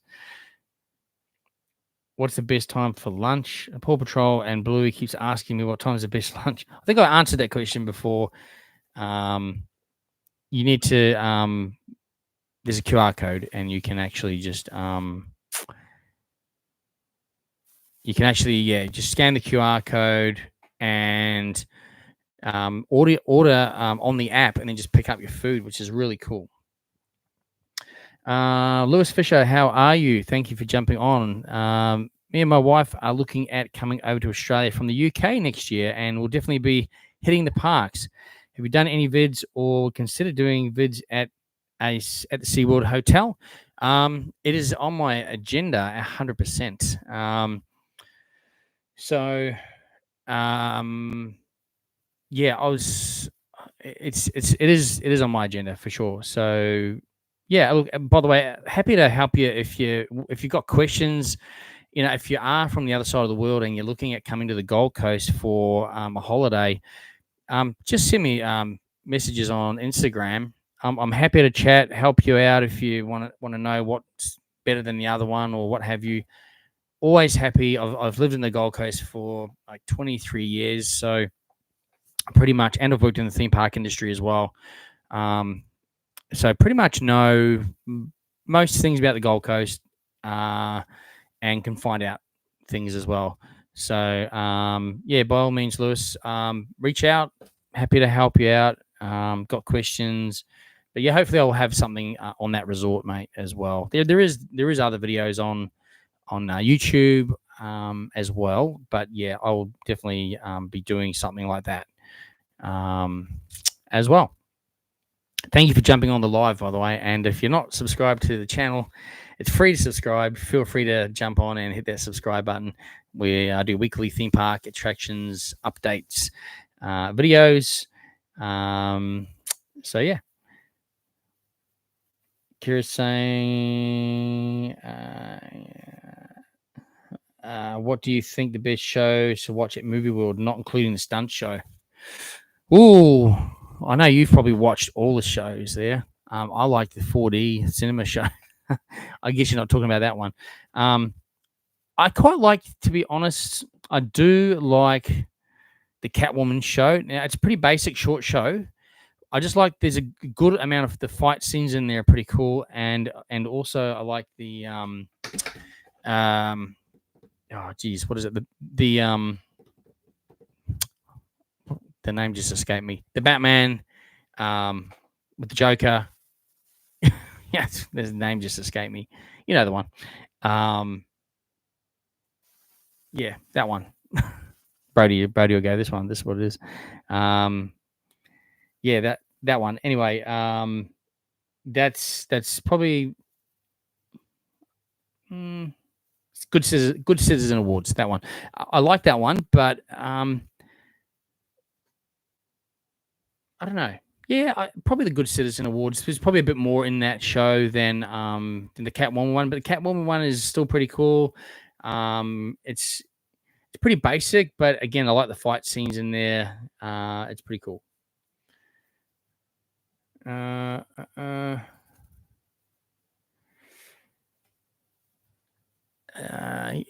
Anton saying he finds my content entertaining, informative, and useful. Thank you very much. I do try to, essentially that's what I do. I try and visit the parks and just show you guys the experience of what's available and what you can do at the parks.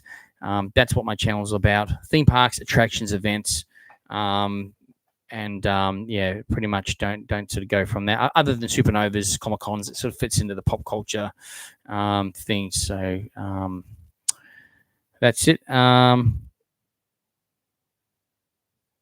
Do you remember the old slides in Surfers Paradise? Yes, I do remember those slides. I've been on those slides, in fact. So it used to be in Grundy's, right? So above in the Paradise Centre in Surfers Paradise, used to be there still is an entertainment venue there now. It's Time Zone mostly now, and there's a few other attractions up there. But there was back in the 80s and the 90s, it was Grundy's, and it was cool for its time. It was entertainment venue, games, arcades. And then they had Ghost Train up there. they had a few other cool things, and I think they had eating places, and then it also had the water slides out the back, or the beach side essentially. And then there was, I think they were above Red Rooster. I think Red Rooster was below there as well for years. So yeah, they were pretty cool, pretty iconic as well. But yeah, obviously as time goes on, things change. So yeah. So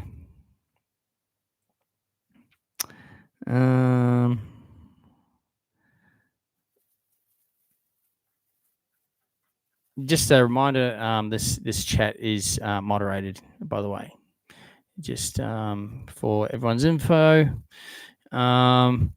Cool. Now, how are we going for time?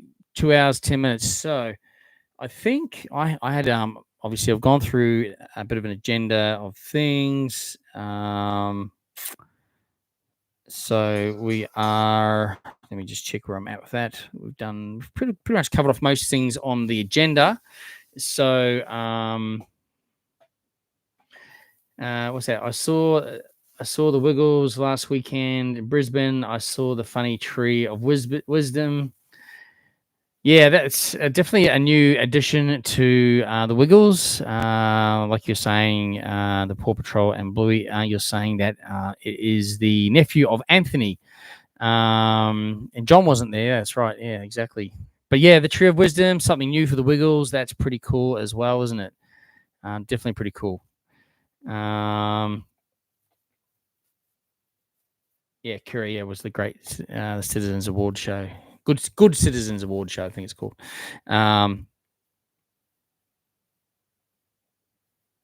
we get live with your thoughts on international parks and Epic Universe? Yeah, so if you do like to listen to podcasts, Theme Park Cartel podcast, we had an episode on the Epic Universe and the announcements and all that kind of thing. Look, I think it's absolutely incredible what they're doing with Epic Universe. Yes, I absolutely want to go there.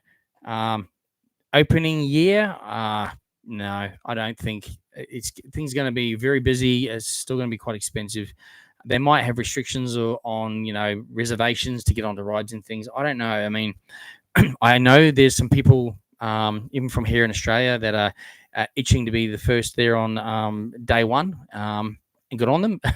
And let's face it, if we all could be there on day one, how cool would it be, right? But reality is I can't be there on day one. But I'd want to wait till the hype goes down a little bit, just because I really want to enjoy the park. I'm really looking forward to probably Universal Monsters like that. Have you seen the animatronics? Have you absolutely seen those animatronics? Wow, like it is world class, next level stuff. And I tell you what, it's so realistic, it just blows your mind. But the way they've done that park, wow, incredible. So I cannot wait to see it all, obviously in full operation, and obviously one day experience it as well. I think it's definitely putting Universal already on the map, right? But geez, I think this is next level stuff. Very excited, and it's just like it's almost like mind blowing. It's quite a different concept though too from the traditional Universal Studio parks, having the portal and the other lands are all done through portals. Very interesting concept. I like that concept. It's pretty cool. Although I like the feeling of a Universal Studios. It's hard to explain unless you've been there, but I feel it could particularly or possibly take. I don't know. It could possibly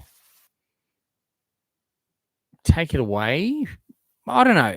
It's a hard one, like because you're going to go through a portal, but you're going to be immersed. And that, as you'll probably know, I love theming and being immersed in like immersive environments. So I'm looking forward to that. If someone wants to sponsor me and take me over there next year, I'm more than happy to pop along there, of course. But very expensive indeed. But yeah, exciting. I think it's the biggest thing. it's just wow factor, right? It's just totally wow factor. So absolutely, hopefully, if I can get over there, maybe even the year after, then that's probably my aim is to definitely get there at some point and share that experience with you guys as well. No doubt there'll be people on here probably get there before me anyway. So I look forward to your videos and photos as well, which would be pretty cool. Thanks, Bodie. Appreciate you joining as always.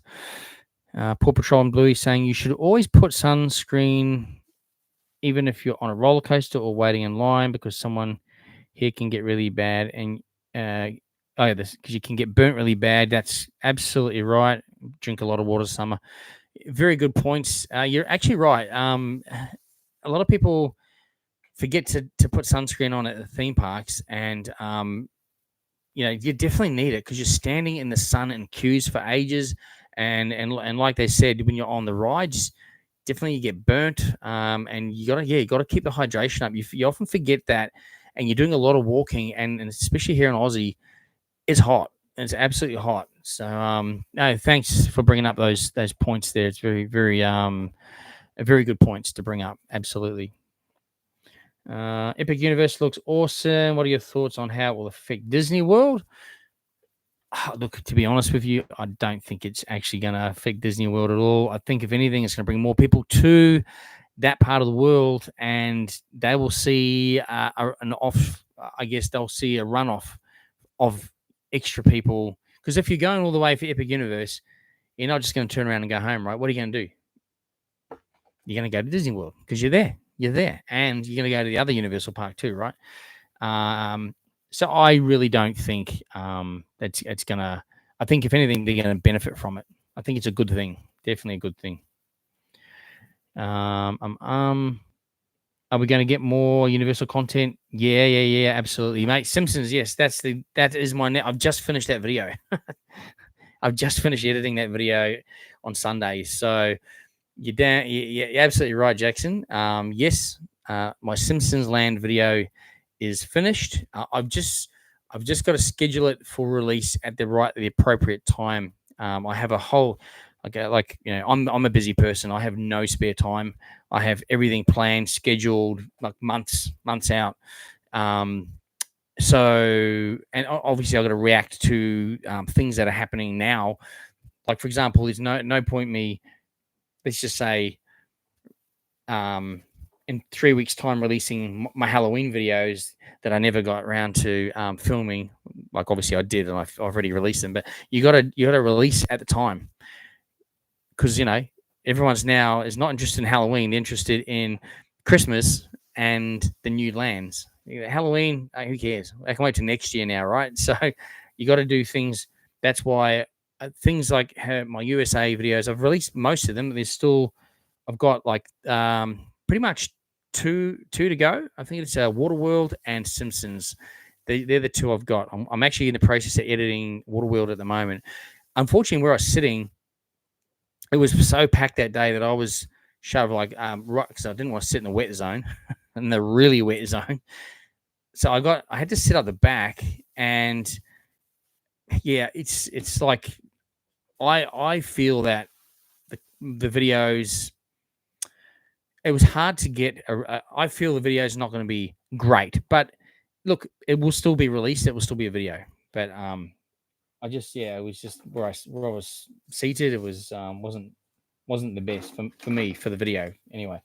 So other than that, I've still got another couple of videos I'm working on as well. That but US ones are also there is a US restaurant video as well. So that's coming as well. But anyway, plenty coming up on the channel. Plenty of events coming up, updates for the I know you guys love construction updates, and things change literally day to day. So we try to keep you informed during the week with the Instagram updates through my subscribers and followers who send me regular videos and photos, and I really appreciate that. We keep that going during the week for you guys, and then we get the video done the weekend for you guys, plus whatever else I got going on in between as well. So lots going on, obviously, and I work full time, and I'm super busy. But anyway, we always make time for these every second Wednesday night, 7:30 Queensland time as well. And it's funny because last time we had our live, actually, if you guys, I think most of you watch most of my videos, but when I was in America in April, I actually met up with a YouTuber at Universal Studios, the German in Venice, the GIV. I don't know if you guys, I know some of my subscribers actually already followed him and subscribed to his channel. He just does stuff all around LA. He doesn't just do theme parks. He does sometimes theme parks, but we've been communicating for probably, I don't know, on and off for like a couple of years. I've been following him for a few years, quite a few years. And yeah, I just said, hey, if you're there, I'm going on opening day for the 60th anniversary. I'd love to catch up. He's like, yeah, I'll be there. I'm like, cool. So we hung out for the day. It was pretty cool. But a couple of times he's actually been on the live. So yeah, like I think it's pretty cool because, like for example, right now I think it's like 3:00 in the morning or 4:00 in the morning in LA, and he actually jumped on last week right as we're finishing, right as I was logging off, and then we had a bit of a conversation after that. Yeah, never know who watches the videos, but yeah, he's a cool guy. You should subscribe to the German in Venice if you like anything to do with America, like LA particularly. He lives in LA, so he does films, movie locations, a few theme parks, Comic Cons, anything of interest. I like his content, and I started watching him when he had 10,000. Now he's got nearly 400,000. So, and that's in the space of maybe a few years. So it can happen. So I'm hoping I follow that trend. Thanks to you guys. So please share, please subscribe. Always appreciate it. All right, we're going to wrap up shortly, everyone, because it's getting on, and I'm conscious of everyone. We've lost a few off there, which obviously is late, so I understand. I'll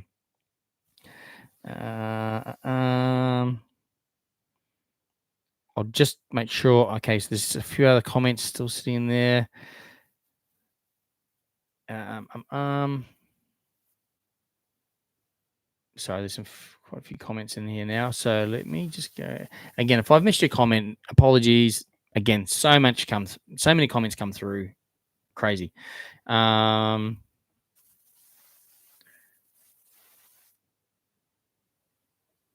Okay, so where is Santa going to be at Movie World? Down, I think someone else already answered that yet. So yeah, Wild West area, Santa will be there. Actually, there's going to be two Santas.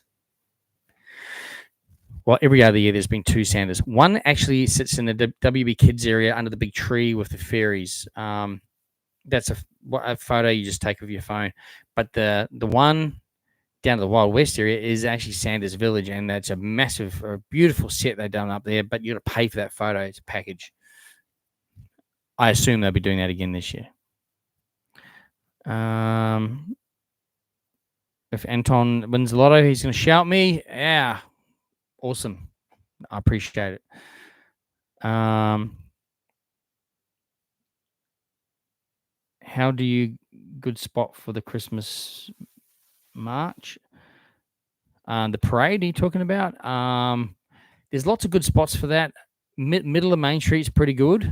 Around the middle there, or near the roundabout. Oh, the roundabout's not bad. I try to every year go to a different position, and so they're all pretty good. But Main Street is where the main stuff happens, and the lighting, and you get the full effect.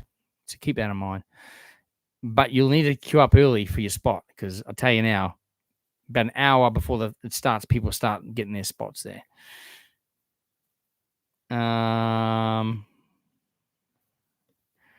I'm not sure if you're into it or not, but the Planet Coaster 2 is a great game. Definitely worth the go. I've heard of that. Yes, I've heard of that. Mate, I'd love to have time for gaming. I do like video games and things. I just literally don't have time.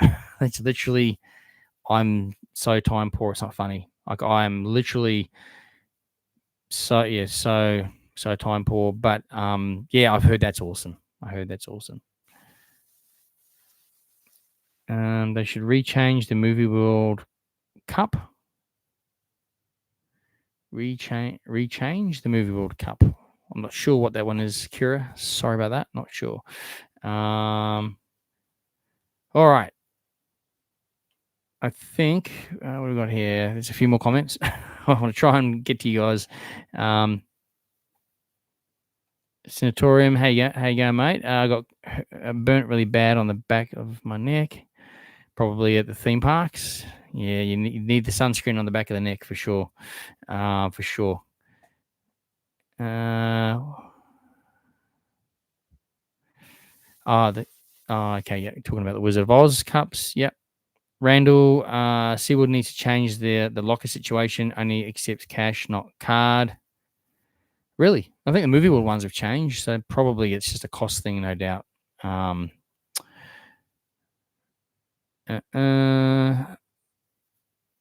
the new Dreamworld website. Yeah, absolutely. Looks pretty cool. A bank machine in the middle of the park, so we don't have to walk all the way to the front. Yeah, I'm hearing you. I'm hearing you.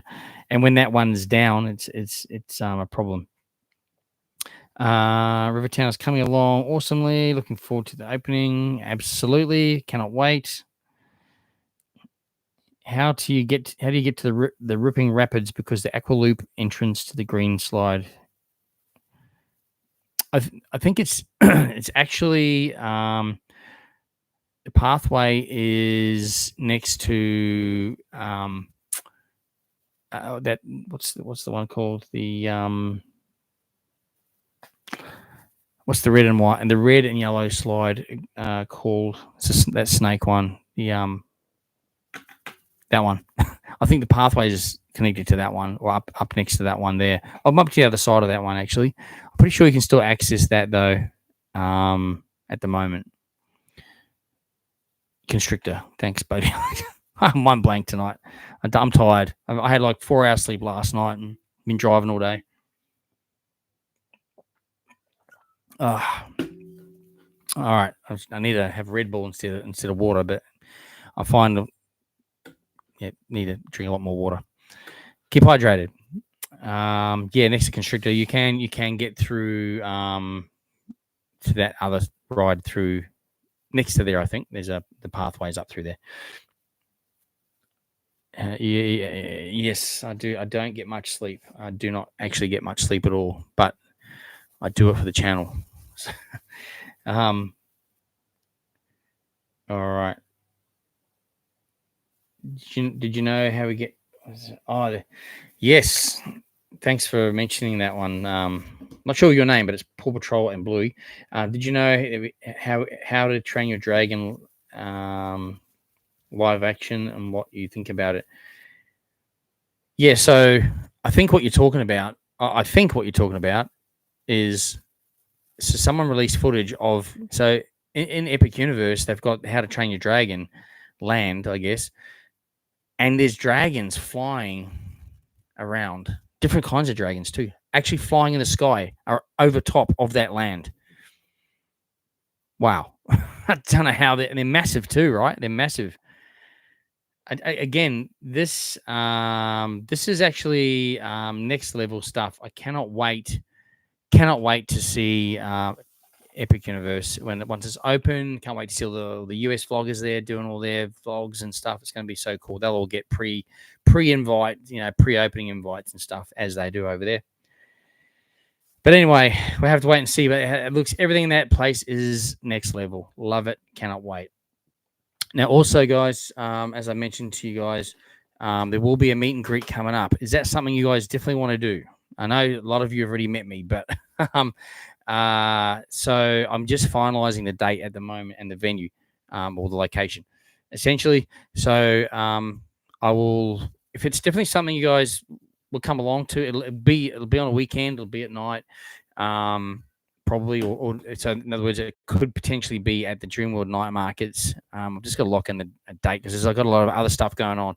That's all around this month, and most people do. But I've got so I've just been getting lots and lots of requests for it. So if I do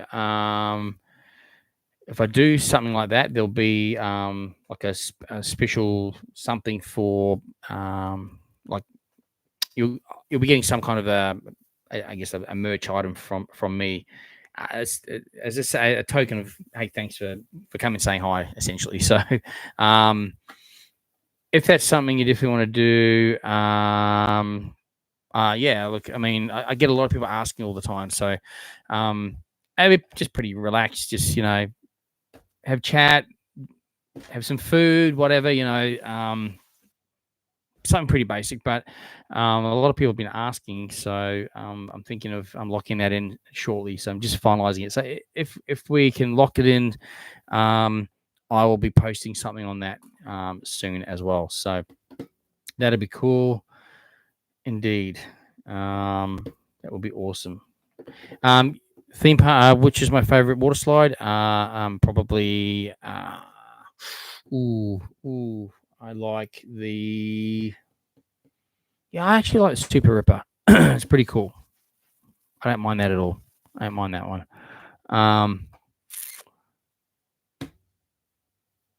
What else we got?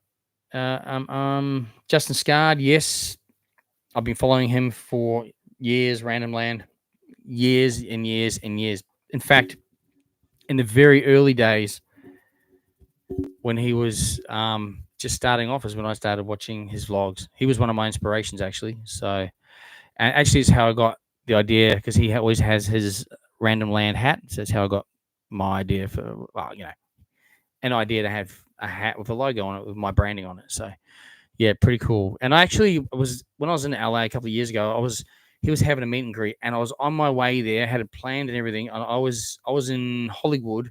He was in Anaheim. Well, he lives in Anaheim, but the meetup was at Santa Ana, near Anaheim. And I was going to Anaheim for the next leg of my trip. But that day, and it was that night or that afternoon, was the meetup. But what happened was there was real bad bushfires, and one of the highways got shut, and I couldn't get there in time. I missed out on going to his meet and greet. So unfortunately, so anyway, I popped a little comment on his Facebook, I think, to say, I think the next day, say, hey, I know you don't know me, but I'm here from Australia. I was coming for that. Unfortunately, I missed out on seeing you. I love your channel, love what you do, blah blah blah. I'm in California, I'm going to Disney over these few days. I know you may not be at Disney those days, but if you are, please send me a message. I'd love to just say hi, But anyway, his friend Tyler, I don't know if you watch his channel, you'd know who Tyler is. And he reached out to me. So I think he's one of his admin, and he said, hey, he's not available. He's gone away or something. But he said, I'm going to be at Disney tomorrow when you're there. I'll catch up with you and say hi. I'm like, oh, that's awesome, man. And then what he did, I haven't got it on me or in this room at the moment. He gave me the pin. He was giving away an actual a pin, PIN, pin. One of his Random Land pins that people got for the meet and greet. So I still got the pin, the collector pin, even though I didn't go to the meet and greet. So that was really nice of them. They didn't have to do that, and it was so cool. Nice guy. He was so nice. So yeah, all those guys, no doubt, are just champions and really nice people. So yeah. So anyway, so if you guys are keen just to have a quick catch up at some point, then I'll pop something in. Am I planning any other trips in the future other than US? Yeah, absolutely. Yep. There's definitely other places other than US planned. It's just the dollars. So just things are expensive at the moment, like everyone else. Anyway, I think we're going to wrap it up because we're 2.5 hours in. We're going to wrap it up. So let's see. The first video I watched of his was Mystic Mortal. Yeah. I remember the days where Justin was visiting the parks like by himself, and then he'd do these videos of just this weird music and lighting, and he'd just be like asleep or something. Oh, it was just weird. He was going through some stuff at the time, I think. So anyway, Where am I thinking? Probably Asia, I think. Yeah. So I guess at the moment it's the most affordable um, places to visit, and apparently they're just as good, if not better, than some of the US stuff. But I mean, I love the US. I'm a I feel like I should have been born in America. So I'm like, I love American sport. I don't really like Australian sport that much. I watch NRL, but and rugby and that. But I like American sport. I love America. I love it. I love it. Love it. Love it. So, but anyway, I definitely want to experience probably some of the Asian countries. I haven't experienced any Asian country before, and so I'd love to do that. Plus, visit the theme parks as well. So,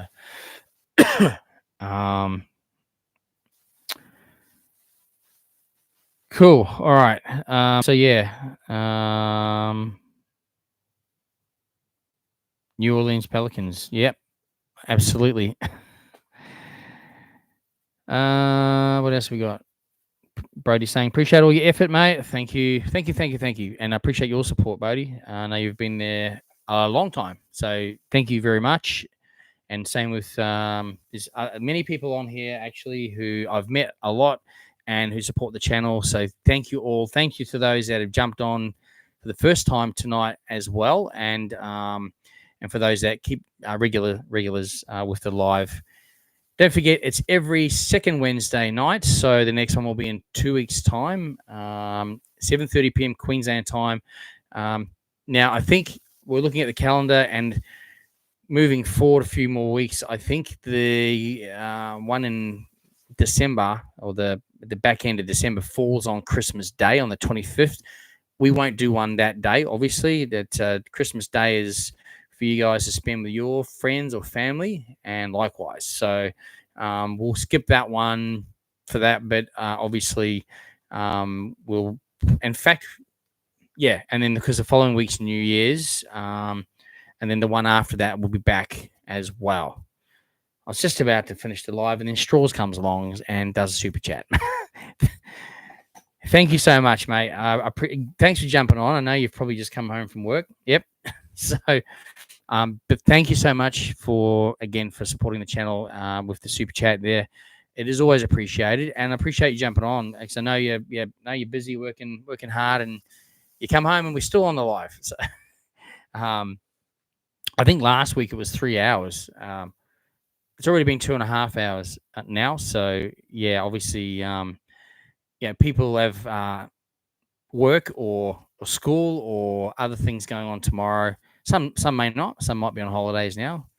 I myself will be up at 5:30 in the morning as normal. So, plus I've still got stuff to do tonight because I pretty much just come home, eat, and then straight on here.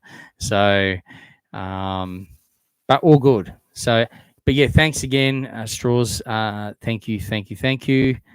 Always appreciate it. Hope you had a good day at work or half night at work, and appreciate always your support on this channel as well as everyone else. Also, I always appreciate people watching the videos, sharing the videos, liking the videos, commenting the videos, and joining the live streams as well. It's always appreciated. All right. I think we've covered off everything, so we're going to leave it there. Thanks, Anton. Appreciate that as well. But thank you all for your input. Thank you all for commenting tonight. If I did miss your comment, apologies. Feel free to send me a message on Instagram. Always replying to everyone on there as well. So always happy to also, if you've got questions about theme parks or what have you, I'll try and answer them to the best of my ability. Remember, I no longer work in the theme park, so sometimes it's best to check on their website or email them directly if you've got a specific question. But most of the time, I should know most of the time a lot of the information that you are asking. So we had some people on here from the UK tonight. They may still be on, who are coming over here next year to the Gold Coast to experience our parks. And thanks for jumping on the live for one and checking out my channel. I'm here every second Wednesday night. Queensland time, 7:30 p.m. I'm not sure what the time in the UK is right now. but I'm sure it's probably some ghastly hour of the day or night. But anyway, thank you for that. And if you've got more questions too, as I said, just flick me a DM on Instagram as well.